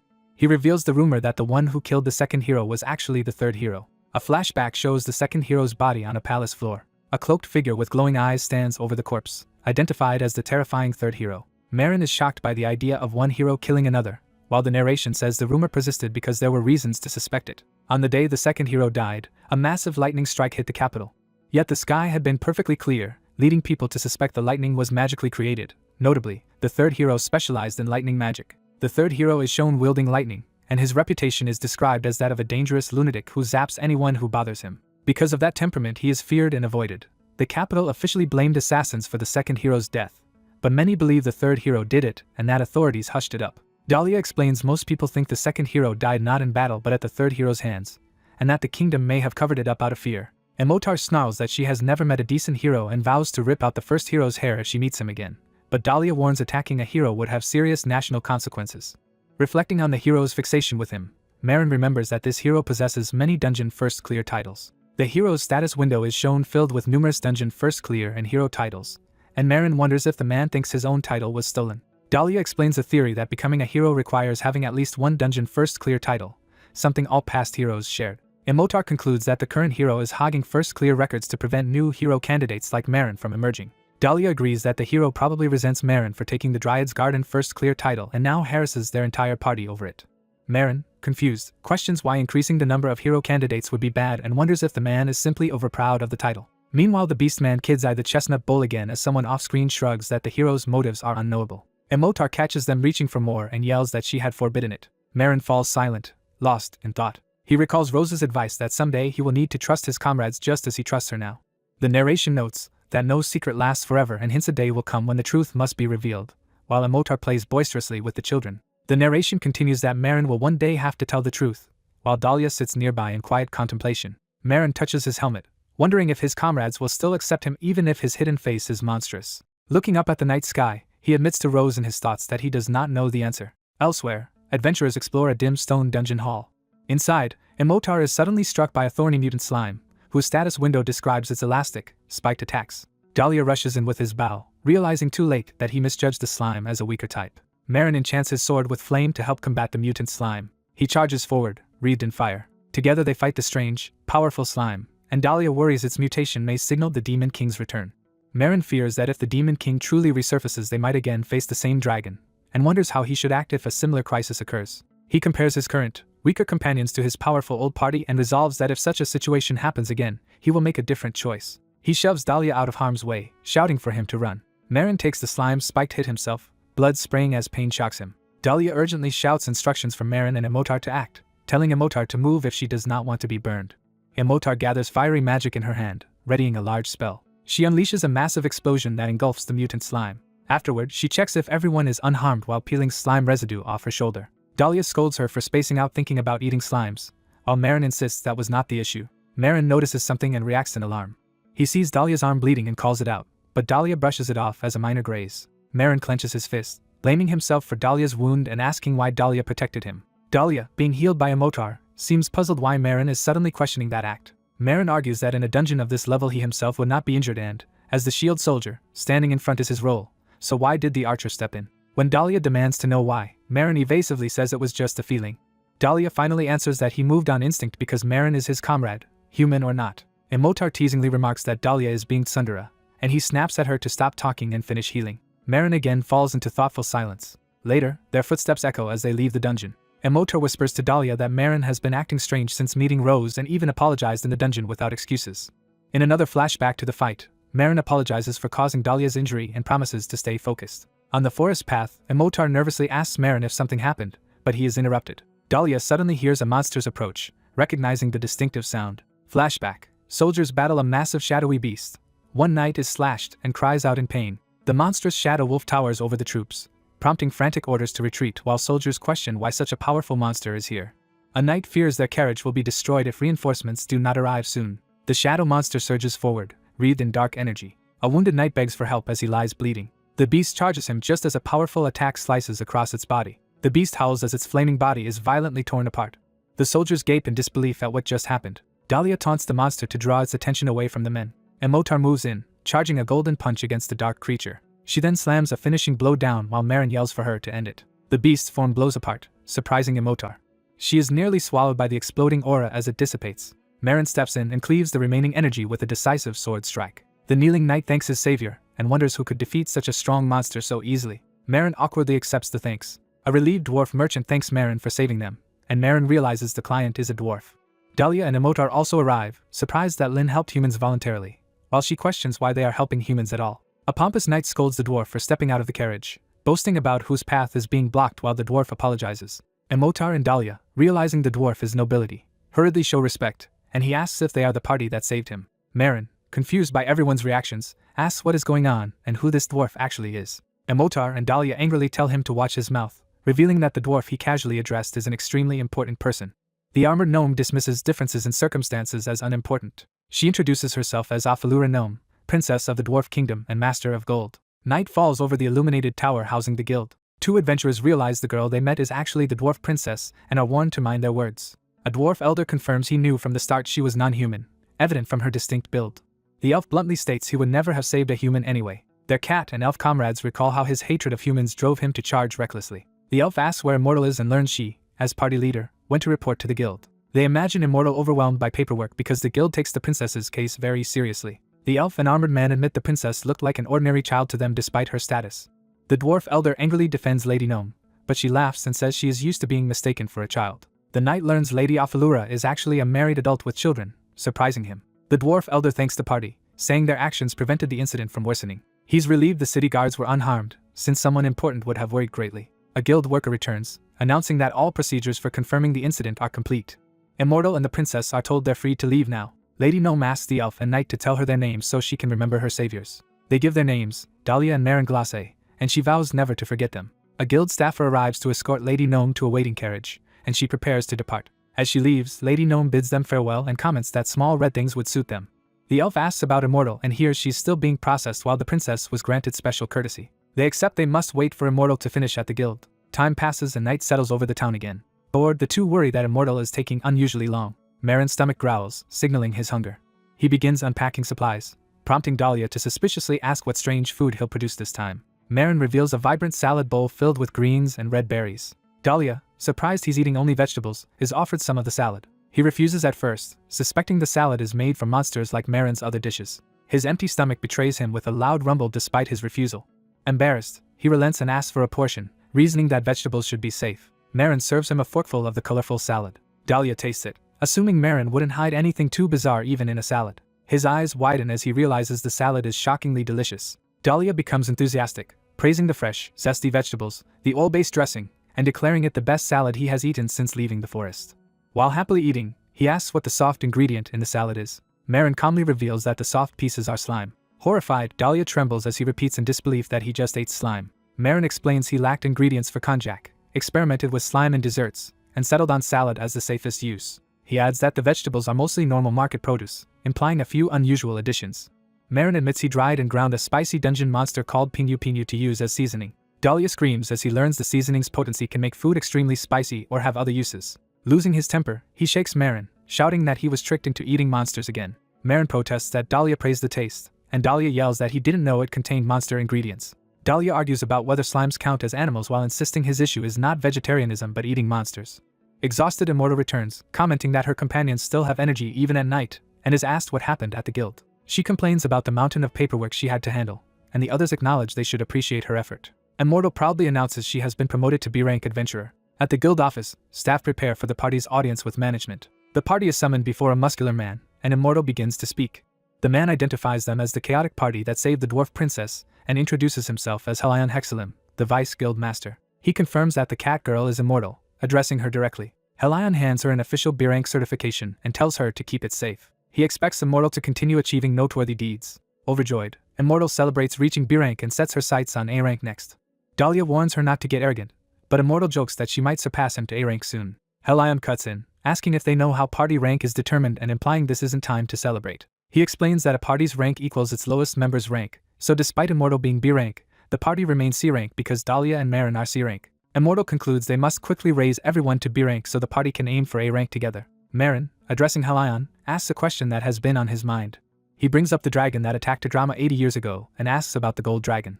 Helion listens silently as Marin inquires, exhaling smoke thoughtfully. Helion says the event predates his birth, so he lacks first-hand knowledge. However, he recalls hearing repeatedly how catastrophic the attack was. Images of the burning city and suffering people illustrate the horror he describes. Marin and Immortal listen tensely to this grim recollection. Helion says a senior staffer named Daisy, who has worked at the guild longest, knows more. Daisy offers to guide the party to the records room, and Marin thanks her. After they leave, Helion returns to his paperwork. Reading a report mentioning Marin, he murmurs the knight's name. He wonders how someone so strong could appear out of nowhere. Noting that Marin is also seeking the gold dragon, Helion decides this is someone to watch carefully. In the archives, Daisy asks why Marin wants information on the gold dragon, explaining she organized those records. Marin asks specifically about the whereabouts of the mad dragon, or gold dragon, after the Adurama attack. Daisy answers that records say adventurers defeated it during the attack. A fiery scene shows the dragon amid flames as she recounts its supposed slaying. Marin is stunned to hear that the dragon is considered already defeated. He rejects this, insisting the mad dragon died long ago according to history. He pictures the orphans and fallen comrades whose revenge he has sought for years and questions what his life has been for. Alone in the dark, Marin wonders what meaning his long quest has if the dragon truly died.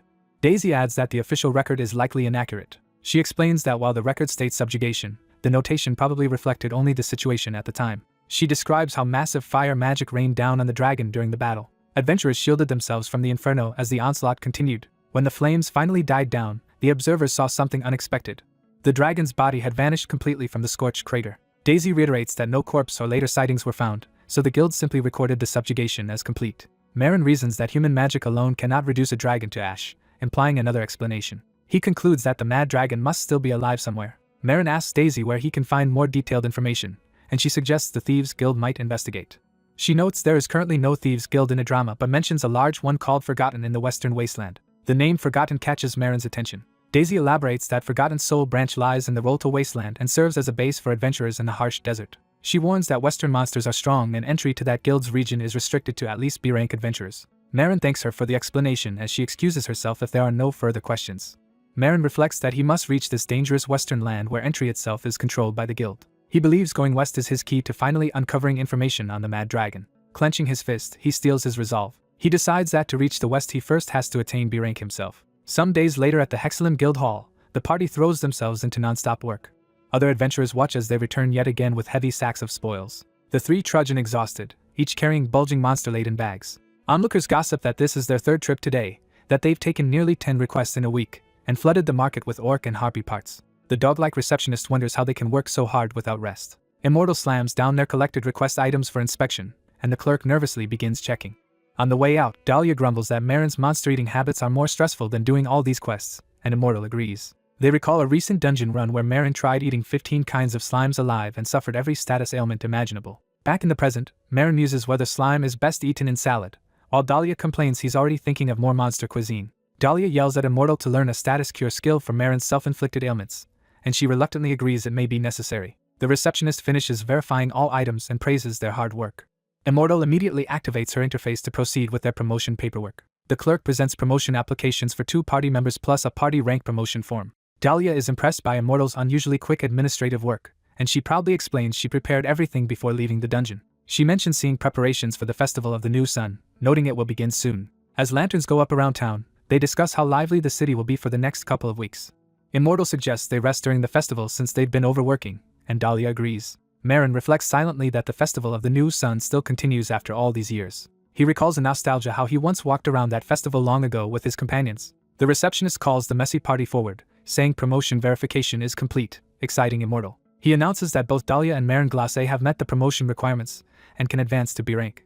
He notes there is just one final check remaining, calling the news joyous. A heavily armored knight strides in, claiming he just happened to overhear but came to celebrate. This radiant hero grins broadly as he joins them. Daria and Immortal bristle, wondering why this troublesome hero has appeared again. The hero insists he only came to praise their efforts, and says they might someday reach A rank like him, while Marin inwardly decides not to engage with such a person.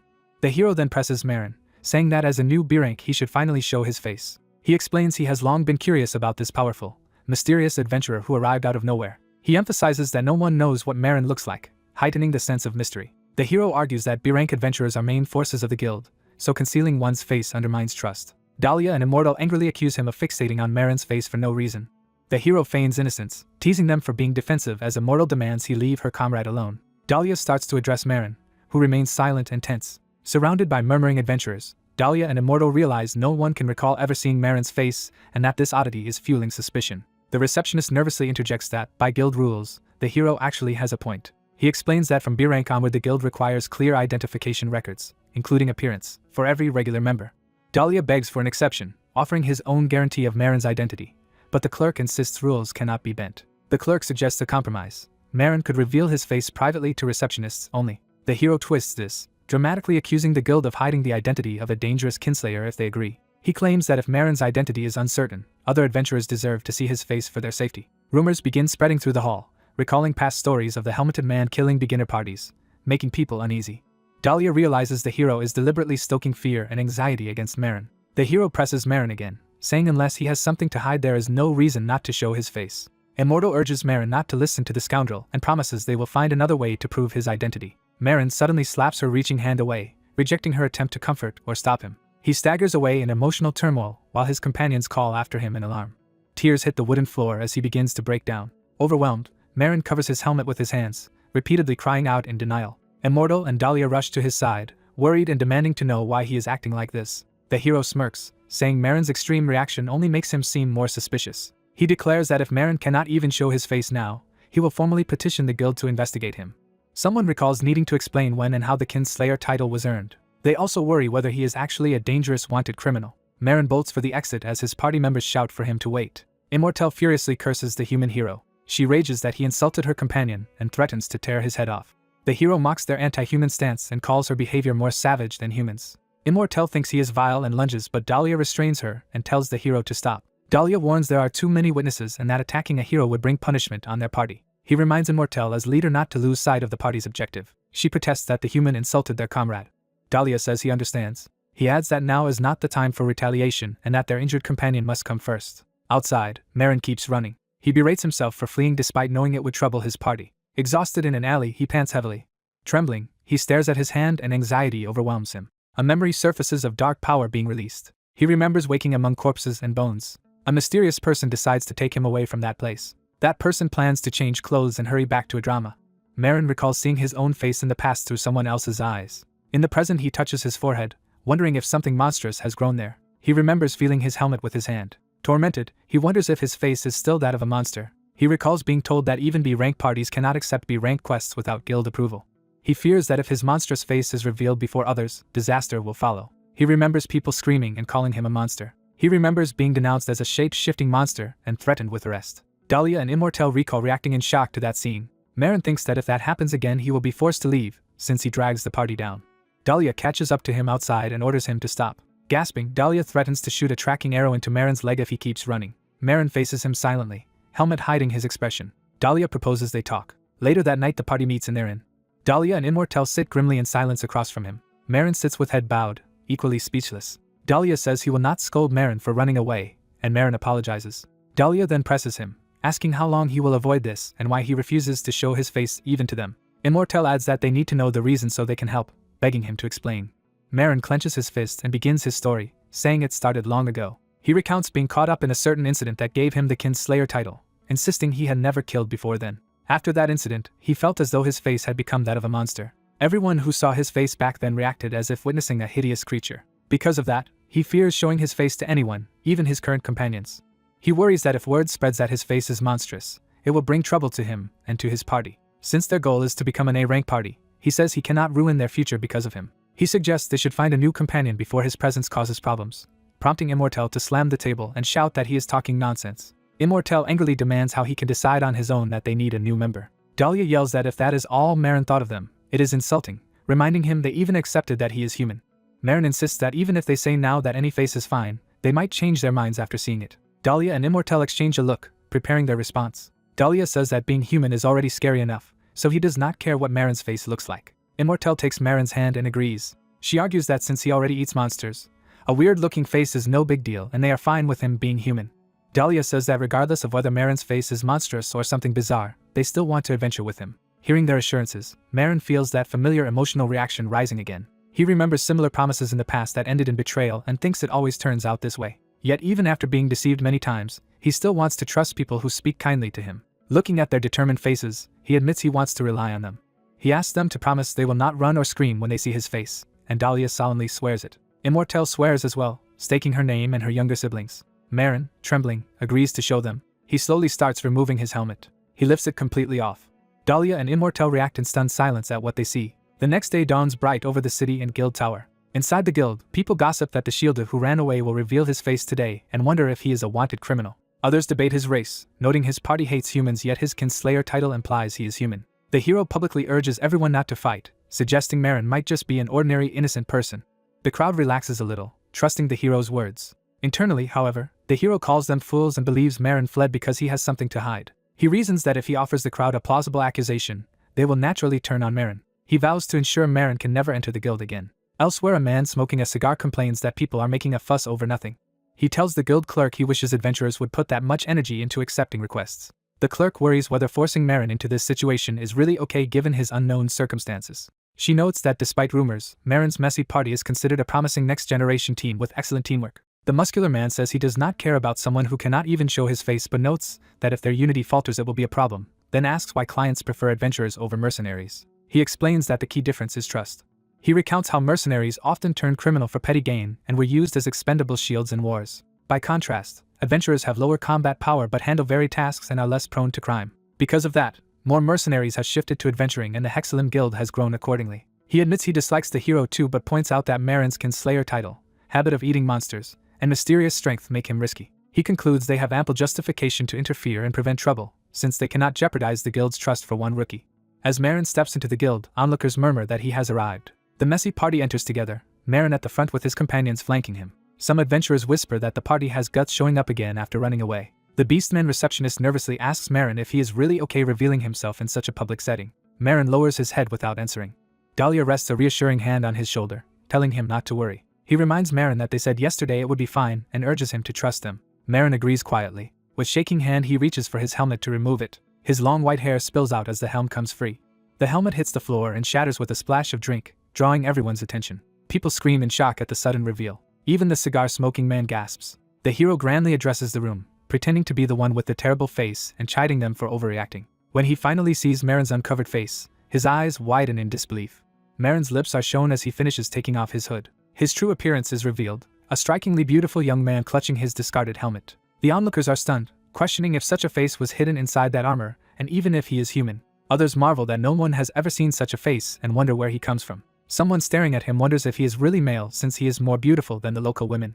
Immortel smugly reminds everyone they are overreacting, asking if they already forgot last night's discussion. The story flashes back to that previous night at the inn. Marin apologizes to his companions, assuming his ugliness has left them speechless. Immortel and Daria are floored for a different reason as he apologizes for forcing them to look at something so hideous. Immortel immediately snatches his old helmet away. She kicks it clear across the room, destroying it. She calls him by his nickname in shock as the helmet clatters away. Turning her back, she says that next time. She warns that if he ever hides his face with that thing and deceives people again, she will blow his head off. Marin, still insecure, asks if he is really that ugly, prompting her to shout that he is a scammer. Furious, she yells that calling such a face ugly is unforgivable, while Daria tries to calm her down. Daria, more composed, asks how Marin could ever think he looked like a monster with a face like that. Marin begins to explain. He says memories of the old accident kept mixing with the present until he could no longer remember his real appearance. Even when he tried to check in a mirror, he could not bear to look. Fear and self-loathing always stopped him from seeing his own face. He also worried that if someone recognized him, he might be dragged back to the royal castle. The flashback ends with Immortel now in the guild pushing gawkers away, telling them to stop staring at her comrade. Some humans grumble that the messy party clearly hates them but resent being scolded just for looking. When others ask the hero's opinion, they realize he has vanished. Outside, the city streets lead toward the distant royal district. In a secluded alley, the hero punches a wall in rage. Seething, he curses Marin for making a fool of him, the hero. A local shouts at him for causing a racket. The thug then eyes his expensive clothes and decides to rob him. The hero instantly kills the would-be mugger in a blood-soaked strike. Standing over the corpse, he wonders why Marin ever hid such a face even while accused as a kinslayer. He realizes Marin's situation must have been a trap aimed at himself from the beginning. He recalls how Marin stole the first dungeon clear title and now seems to threaten his standing as hero as well. A hooded subordinate appears, and the hero snarls that Marin is just a lowly adventurer, asking if their business is done. He agrees it is and orders a return to the capital after instructing the subordinate to clean up the body. The subordinate acknowledges, remarking that the dead man's crime was pointing a blade at a hero. As the hero walks away, he thinks he knows Marin's plot and believes Marin is trying to steal his glorious fame. He vows to show Marin what it means to oppose a hero and promises to make him regret it. Later, during a festival at the plaza, Immortel watches musicians and dancers. She asks Marin what the humans are doing, and he explains it is folk dancing. Daria grumbles about copying humans, while Immortel excitedly insists dancing looks fun and they should do it too. She tells Marin he is the only one who knows the dance and begs him to teach them, though he claims he cannot dance well. She replies that it does not matter. She explains that a festival is for everyone to enjoy together, and says that is how it was in her hometown. Marin hesitates silently, moved. She grabs Daria and Marin's hands and drags them toward the dancers despite his protests. She pulls the bag from his head, insisting he must dance properly without hiding. Nearby children see Marin's face and stare in delighted surprise. The children excitedly call Marin handsome, ask him to dance with them, and gush over how pretty he is. As Rin dances hand in hand with the others, he reflects that the century-long emptiness in his life is slowly being filled. Looking up at the moon and falling petals, Rin wonders what tasty foods they will get to eat from tomorrow on. Nearby women gossip, admiring how handsome the person dancing over there is. Daisy and Dalia laugh at Rin's clumsy dancing while he protests that he already said he is bad at it, remembering everyone from the messy party. Daisy finds Daisy the Beast Man and says she has been searching for her. Daisy tells Daisy she does not know what the visitor wants, but the messy party is currently taking a break from jobs. Daisy compliments Rin, saying clothes other than armor suit him very well. As Rin hurriedly puts a paper bag over his head again, a companion points out that everyone has already seen his face and questions why he is covering it. Daisy presents an ornate document, saying it is not urgent but she has something to give them, and the Beast Man wonders what it is. Daisy reveals that the document is a special nominated request addressed specifically to the messy party, shocking the group. In a distant grand hall filled with statues, ominous smoke wafts through the air. The scene lingers on a lavish banquet table and candles in the same eerie hall. Someone gently washes another person's feet in a basin scattered with rose petals. A refined dark-haired woman smiles in satisfaction and remarks how wonderful this is. She orders that the promised reward be given to an informant, and that a carriage and a dress be prepared immediately. The woman declares that she herself will go, stepping forward confidently in her elegant dress. Back at the festival, Rin steels himself and decides they must travel to the place indicated by the nominated request. The narration introduces the festival of the new sun held in the town square. It explains that this is a traditional Adurama festival celebrated as the continent approaches summer. The festival is described as overflowing with music and dancing that echo the heat of the sun.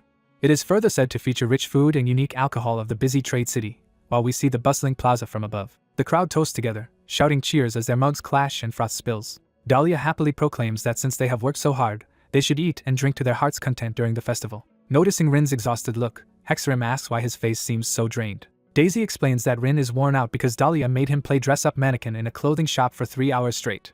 Hexarim teases Dalia that she looked possessed during that clothes shopping frenzy, which scared Daisy. Surrounded by shopping bags, Rin mutters that he does not need so many clothes. Hexarim scolds him, insisting he cannot be allowed to keep wearing his usual rags and must dress to match his good looks. Daisy agrees, telling Rin he really should dress up more. Rin internally wonders why everyone is acting like he is the one in the wrong.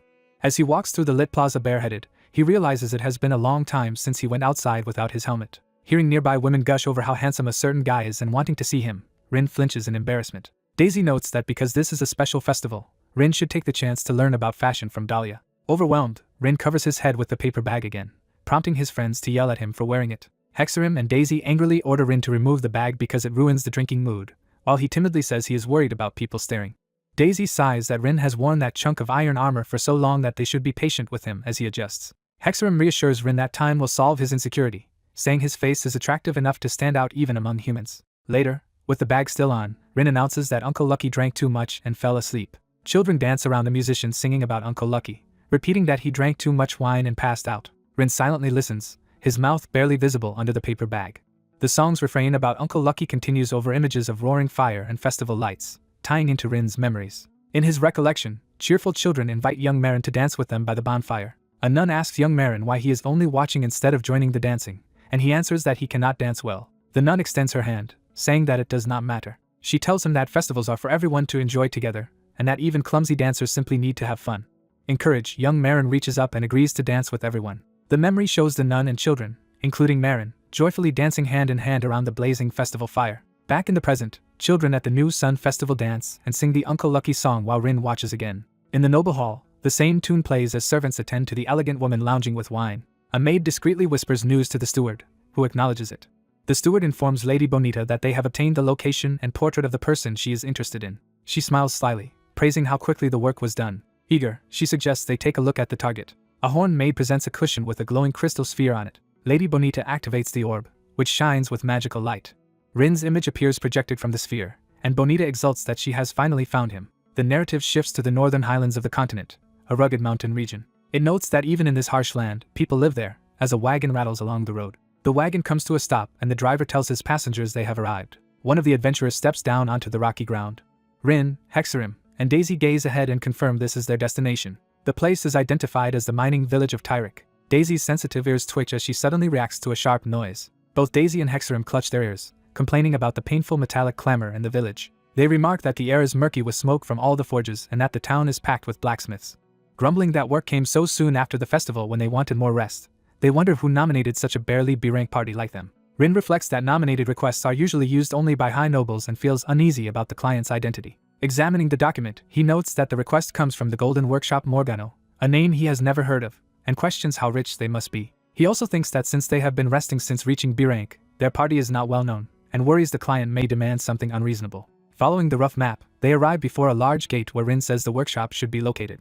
The trio stands before an imposing stone building with huge doors. Daisy knocks and calls out that the messy party has arrived. They wait in silence, confused when no one immediately responds. Daisy wonders aloud if knocking harder would make them heard, but Hexarim panics about the cost if they damage the door. With all the surrounding noise, they debate whether continuing to knock or opening the door themselves is the best way to get attention.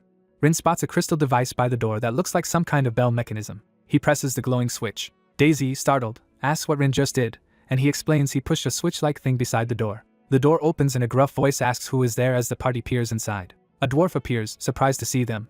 Realizing he faces an elf, a beast man, and a human, the dwarf confirms they are the messy party and invites them in, saying they were expected. Inside the workshop, he asks them to wait at a table, saying the master will see them shortly. Daisy wipes sweat and complains that the complicated door nearly got broken by them. Footsteps approach and a voice apologizes that the entrance uses not yet commercialized technology. A young dwarf woman arrives, thanking the adventurers for answering her call and prompting Daria to recognize her as Lord Gnome. Overwhelmed, Daria and Hexarim bow nervously, wondering why a great figure like Lord Gnome would hire them and vowing to work with all their hearts. Gnome laughs and tells them not to be so stiff, urging them to sit and talk. Tea is served on the table between them. Gnome calmly sips tea in silence while the others wait tensely. Daria finally asks what business Lord Gnome has with them. Gnome explains that she wants them to gather materials used for forging arms and armor and learned of nominated requests, through which she chose Hexarim's party. She recounts that on discovering the nominated request system she saw a familiar party name and decided to call them, while Daria feels honored Gnome remembered her. Rin asks if this recognition is really such a big deal and then inquires why. If Gnome recently returned to the dwarf homeland, she is now in a human village. Gnome answers that she came to learn a vital technique for craftsmen. She explains that dwarves have focused on blacksmithing since ancient times, giving them unmatched martial technology. However, she says that because of this long focus, other technologies were neglected and declined. With the Demon Lord's revival looming, her people have become even more obsessed with making weapons and armor. At the same time, daily living standards have stagnated, which she considers not true development, but she has discovered an astonishing technique in the human kingdom. Gnome declares that this is an extremely important technique that dwarves must restore.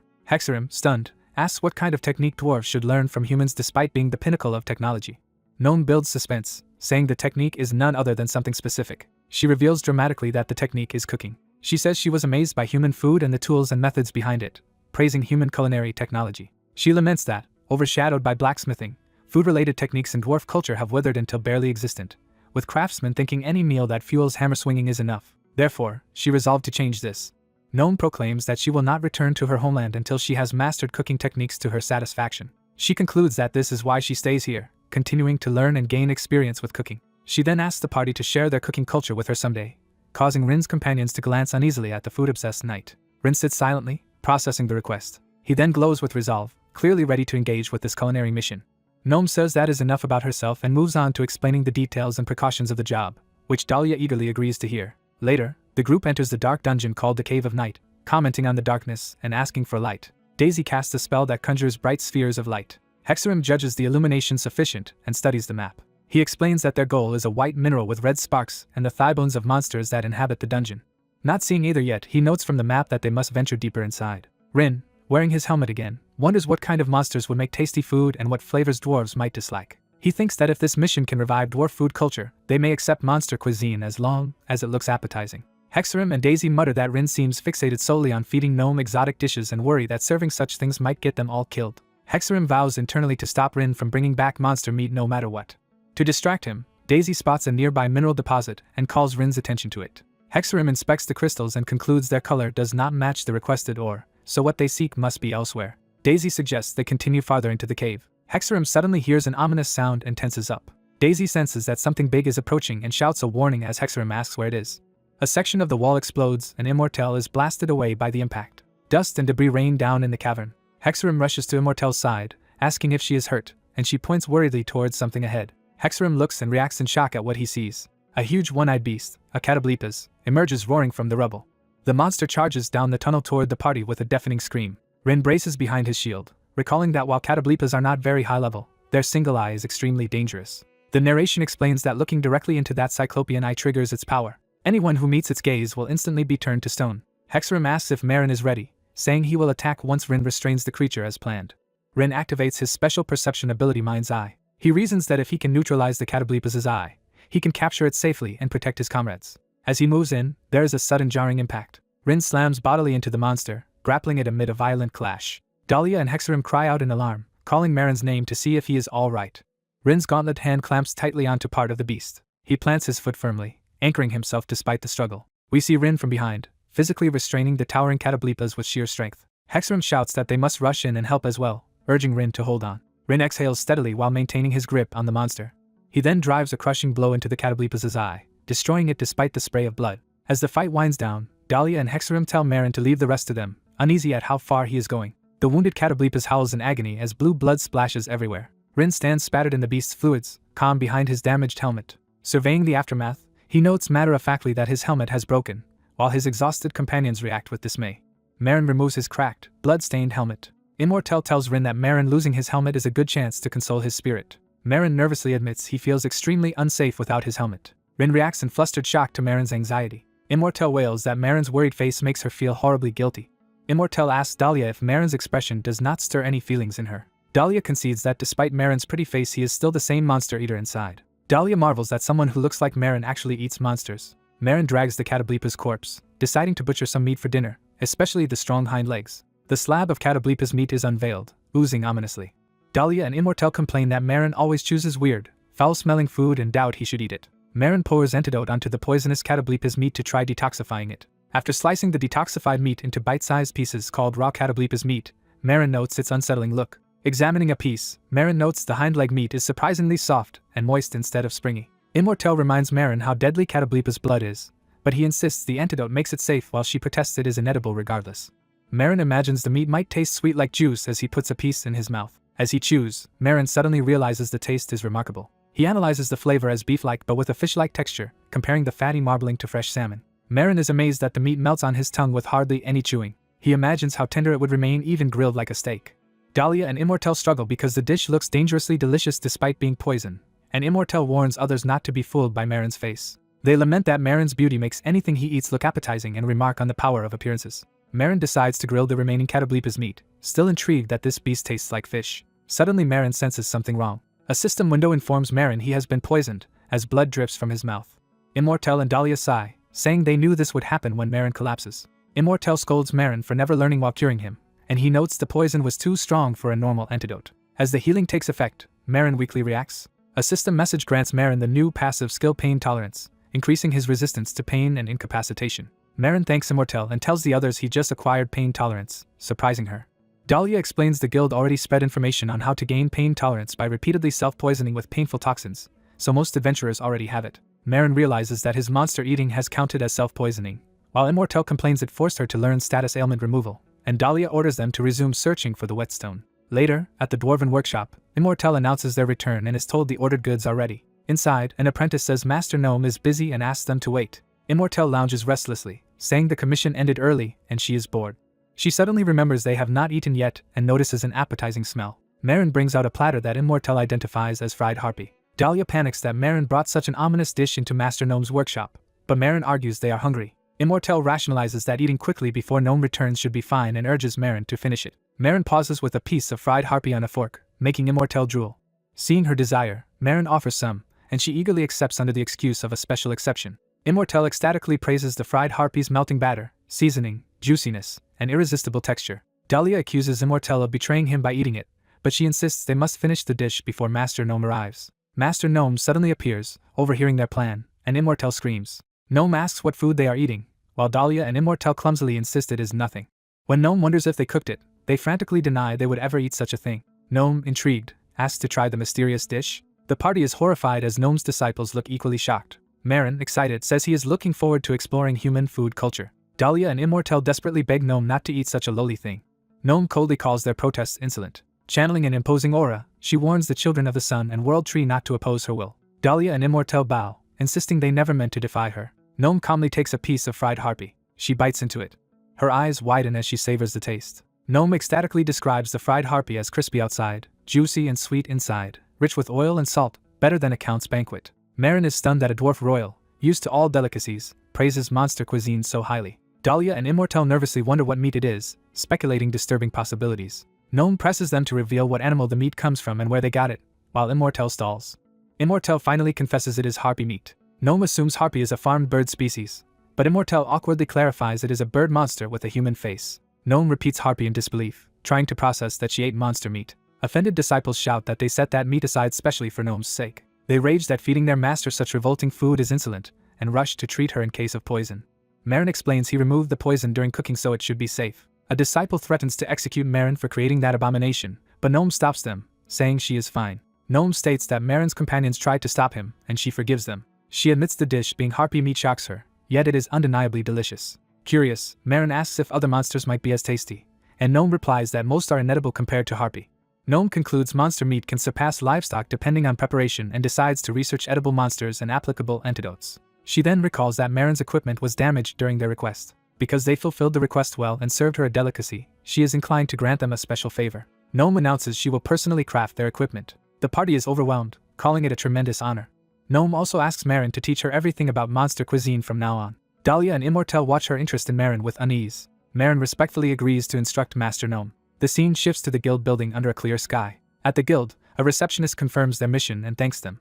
Outside, Daria and Immortel rejoice that Master Gnome herself will be crafting their gear, calling it a once-in-a-lifetime honor. Daria turns to Marin to raise another matter. Marin resumes pouring antidote on monster meat elsewhere, justifying that even Master Gnome took interest in such cuisine. Daria complains about him displaying disgusting food in public, while Marin insists on quickly checking the antidote ratio. Passers-by recall, telling him not to bring such revolting things out where everyone can see, but he stubbornly wants to keep experimenting. Back at the guild counter, the receptionist calls to Marin Glace about a follow-up to his earlier question. She says requests from the Western continent remain and asks if he is interested. Marin notes the West was described as restricted and wonders if a newly B-rank party can really go, but she assures them it is fine. Another guild official explains that thanks to Master Gnome's favorable letter, the messy party standing at the guild has risen considerably. Marin thinks this means he can finally investigate the Mad Dragon. Unsure, he asks if he must decide immediately, and the receptionist recommends answering quickly since requests are first come, first served. Marin hesitates because he has not heard Daria and Immortel's opinions yet. He explains to them that a Western guild supposedly holds information on the dragon he seeks. Marin says he would like to go west if they consent. Daria and Immortel reassure him he need not ask every time and that following his goal with higher rank requests will only help them grow. The party agrees that their next mission will be in the west, and Marin thanks them. The receptionist happily registers the western request for the messy party. Someone tells Marin to look toward the entrance, drawing his attention. The guild becomes noisy as others notice commotion at the door. Outside, a man peers through a window asking what is going on. Carriages roll up before a noble-looking building in town. Guild staff wonder why so many servants have assembled and if a noble is arriving. A glimpse of a luxurious dress shows someone stepping down. A richly dressed young lady disembarks from the carriage, announcing her arrival. She introduces herself internally as Bonita de Demardua and says she has come where her new treasure resides. Onlookers whisper that she is the powerful lady of House Demardua, a top-ranked billionaire noble. Staff rush to greet her, asking what business brings her here so suddenly and offering to arrange whatever she needs. Bonita coldly orders the staff aside, saying her business is not with insignificant people like them. Daria notices the noble striding directly toward their group and wonders why. Bonita walks right up to Marin and stares at him. She admires him in person and declares he seems even more worth owning. Bonita rhapsodizes over Marin's amethyst-like eyes and radiant silken white hair as she touches it. Marin realizes this situation feels very familiar. Daria angrily demands to know what this human is planning by appearing out of nowhere. Bonita loudly calls Marin a peerless beauty. She proclaims she will take him somewhere befitting his face and commands him to become hers. Immortel explodes in anger, shouting that Marin is not an object to be claimed. Before she can act further, she is restrained or interrupted in surprise. Bonita's stern servants glare menacingly at Immortel and Daria. Bonita suggests they leave this shabby place at once. Marin looks silently troubled. Daria and Immortel frantically ask what Bonita wants with Marin and if he knows her. Marin says the situation is slightly different but reminds him of a past experience with a similar noble. He recalls a previous noble who, smitten by his face, tried to buy him with jewelry and money. Bonita also praises Marin's beautiful voice and promises him the best room in her mansion. Immortel again yells that Marin is not a slave and demands to know why Bonita wants to take him. Bonita's expression darkens as she questions how someone of such low status dares to speak so freely. She declares the only reason she has not erased them is because they are Marin's companions and insists she does not buy slaves. She gestures to her smiling servants, claiming they joined her willingly and live happily. Bonita contrasts herself with nobles who abduct beautiful youths and discard them, insisting she pays fairly and avoids cruelty. She promises Marin that if he joins her he will never lack food, clothing, or shelter and will be paid far above a normal maid because beauty deserves luxury. Marin thinks he has heard this kind of offer before. He asks if her ancestor was Mesh. Bonita is impressed he knows of her grandfather and assumes he understands noble customs. Marin recalls that Mesh used identical methods, concluding that the descendant is acting just like the ancestor. When Bonita excitedly urges him to leave and hear her dreams in the carriage, Marin plainly refuses. She describes the easy life of simply standing by her side and being pampered with baths, beds, and oils, but Marin flatly repeats that he dislikes the idea. Growing desperate, Bonita shouts that he would have gold and unlimited freedom if he agreed. Marin calmly reiterates that he still does not like it. Bonita clenches a trembling fist, unable to understand why she is rejected. She angrily wonders why adventurers refuse her despite not being forced, insisting she is not abusing her status. She recalls being rejected in a similar way by a shabby-looking hero who prioritized saving the world and important missions over her. Deciding she must have them no matter what, she resolves to add Marin and his friends to her collection even as slaves if necessary. The guild hall buzzes as staff and servants line up while the confrontation continues at its center. Elsewhere, someone holding a glowing orb notices the noise from that direction and asks if something has happened. The orb's holder concludes that something troublesome seems to be occurring. He deduces from his comrades' reactions that Marin's group is being forcibly taken and may be framed as criminal slaves. A towering bare-headed servant looms threateningly over Marin, preparing to act. Daria draws his weapon, vowing not to let humans repeat such abuses. Marin steels himself, deciding he will restrain them as gently as he can despite not wanting a commotion. A new figure steps in, apologizing for interrupting as he addresses the tense scene. The vice master criticizes causing a disturbance over personal matters, even for the count. Demardua downplays the incident as only a minor dispute, while acquiring art. Using a magic orb, the vice master says someone wants to meet the count and invites them to speak. A towering magic projection of a gnome woman appears before the girl. Demardua panics as she recognizes who the projected figure is. The adventurers are shocked, realizing the projection is Master Gnome. The gnome introduces herself as Ohira Gnome, a famed golden craftsman, while Demardua hurriedly gives her own noble name. Ohira compliments Demardua's beautiful museum, and says she likes art lovers but criticizes her for displaying living beings as if they were objects. Through the orb, the vice master lectures that people are not possessions, must be free to pursue their dreams, and that his benefactors cannot be taken against their will. Frightened, Demardua insists she only wanted to offer a proper reward. Ohira darkly asks if Demardua intends to provoke a diplomatic incident with her. Demardua hastily denies it, internally baffled that a mere commoner adventurer is being defended by a gnome. Demardua then pleads with Rin, calling him beautiful and begging at least to be allowed to draw his portrait. Rin refuses, saying it feels like becoming a specimen, while Demardua protests that she will not leave if she cannot draw him. Ohira tells Demardua to calm down and, as thanks for respecting the party, offers to personally craft one golden item for her, which astonishes Demardua. Satisfied with these terms, Demardua snaps her fingers to finalize the agreement. She orders everyone to wrap up for the day and go home as she departs. Afterward, Marin rushes to check on Marin and Rin's condition, while Demardua watches with a sly smile and Rin answers weakly. Demardua spitefully thinks that any remarkable jewel, like Rin, will eventually end up in the capital and resolves not to forget this beautiful commoner. She vows that when Rin reaches the capital, she will, under her noble name Demardua, make him hers. The vice master thanks Lord Gnome for resolving the issue, and she says she is glad and will now return to her work. Rin's party thanks the vice master, but he says they should thank Master Gnome instead and admits he dislikes getting mixed up with influential people. The elf advises they head west quickly before more trouble arises, and the beastskin jokes that Rin's face might keep attracting problems. Rin wonders if he should go back to hiding his face with a helmet, but the beastskin protests that such looks would be wasted. A guild staffer warns that if they are going west they must be careful because the situation there is complicated, prompting the elf to ask what is wrong. She explains that the commissioned dungeon, Dogalmus Relic Hall, is a wing-type dungeon requiring specialized knowledge, and the previous research party met with a serious accident and is still unconscious. She acknowledges the messy party's skill but warns them to be especially cautious since a single mistake in that dungeon can be fatal. Hearing how dangerous it is, the beastkin remarks that the west is on another level and the group agrees they must prepare thoroughly. Rin repeats the name Dogalmus Relic Hall and tries to recall what he knows about it. Remembering, he thinks the dungeon had many traps but was not supposed to be deadly enough to annihilate an entire party, so something must have changed. Elsewhere, in a torchlit hall, a cloaked congregation senses that something is amiss. A robed speaker tells the gathered cultists that the king of all monsters will soon descend upon the land. The speaker proclaims that the blood of all who refuse to obey this being will flow like a river. Revealed as a high-ranking cultist, he calls for rotten flesh to be offered to form the demon king's body. The hooded followers chant Iterum in fervent unison.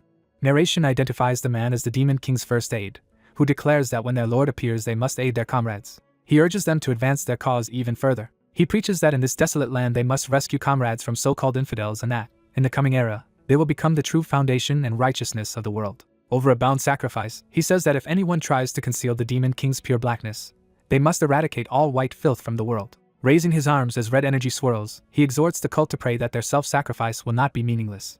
As the cult chants Latin phrases and Iterum, a bloody ritual circle and the stabbed victim mark the climax of their dark ceremony.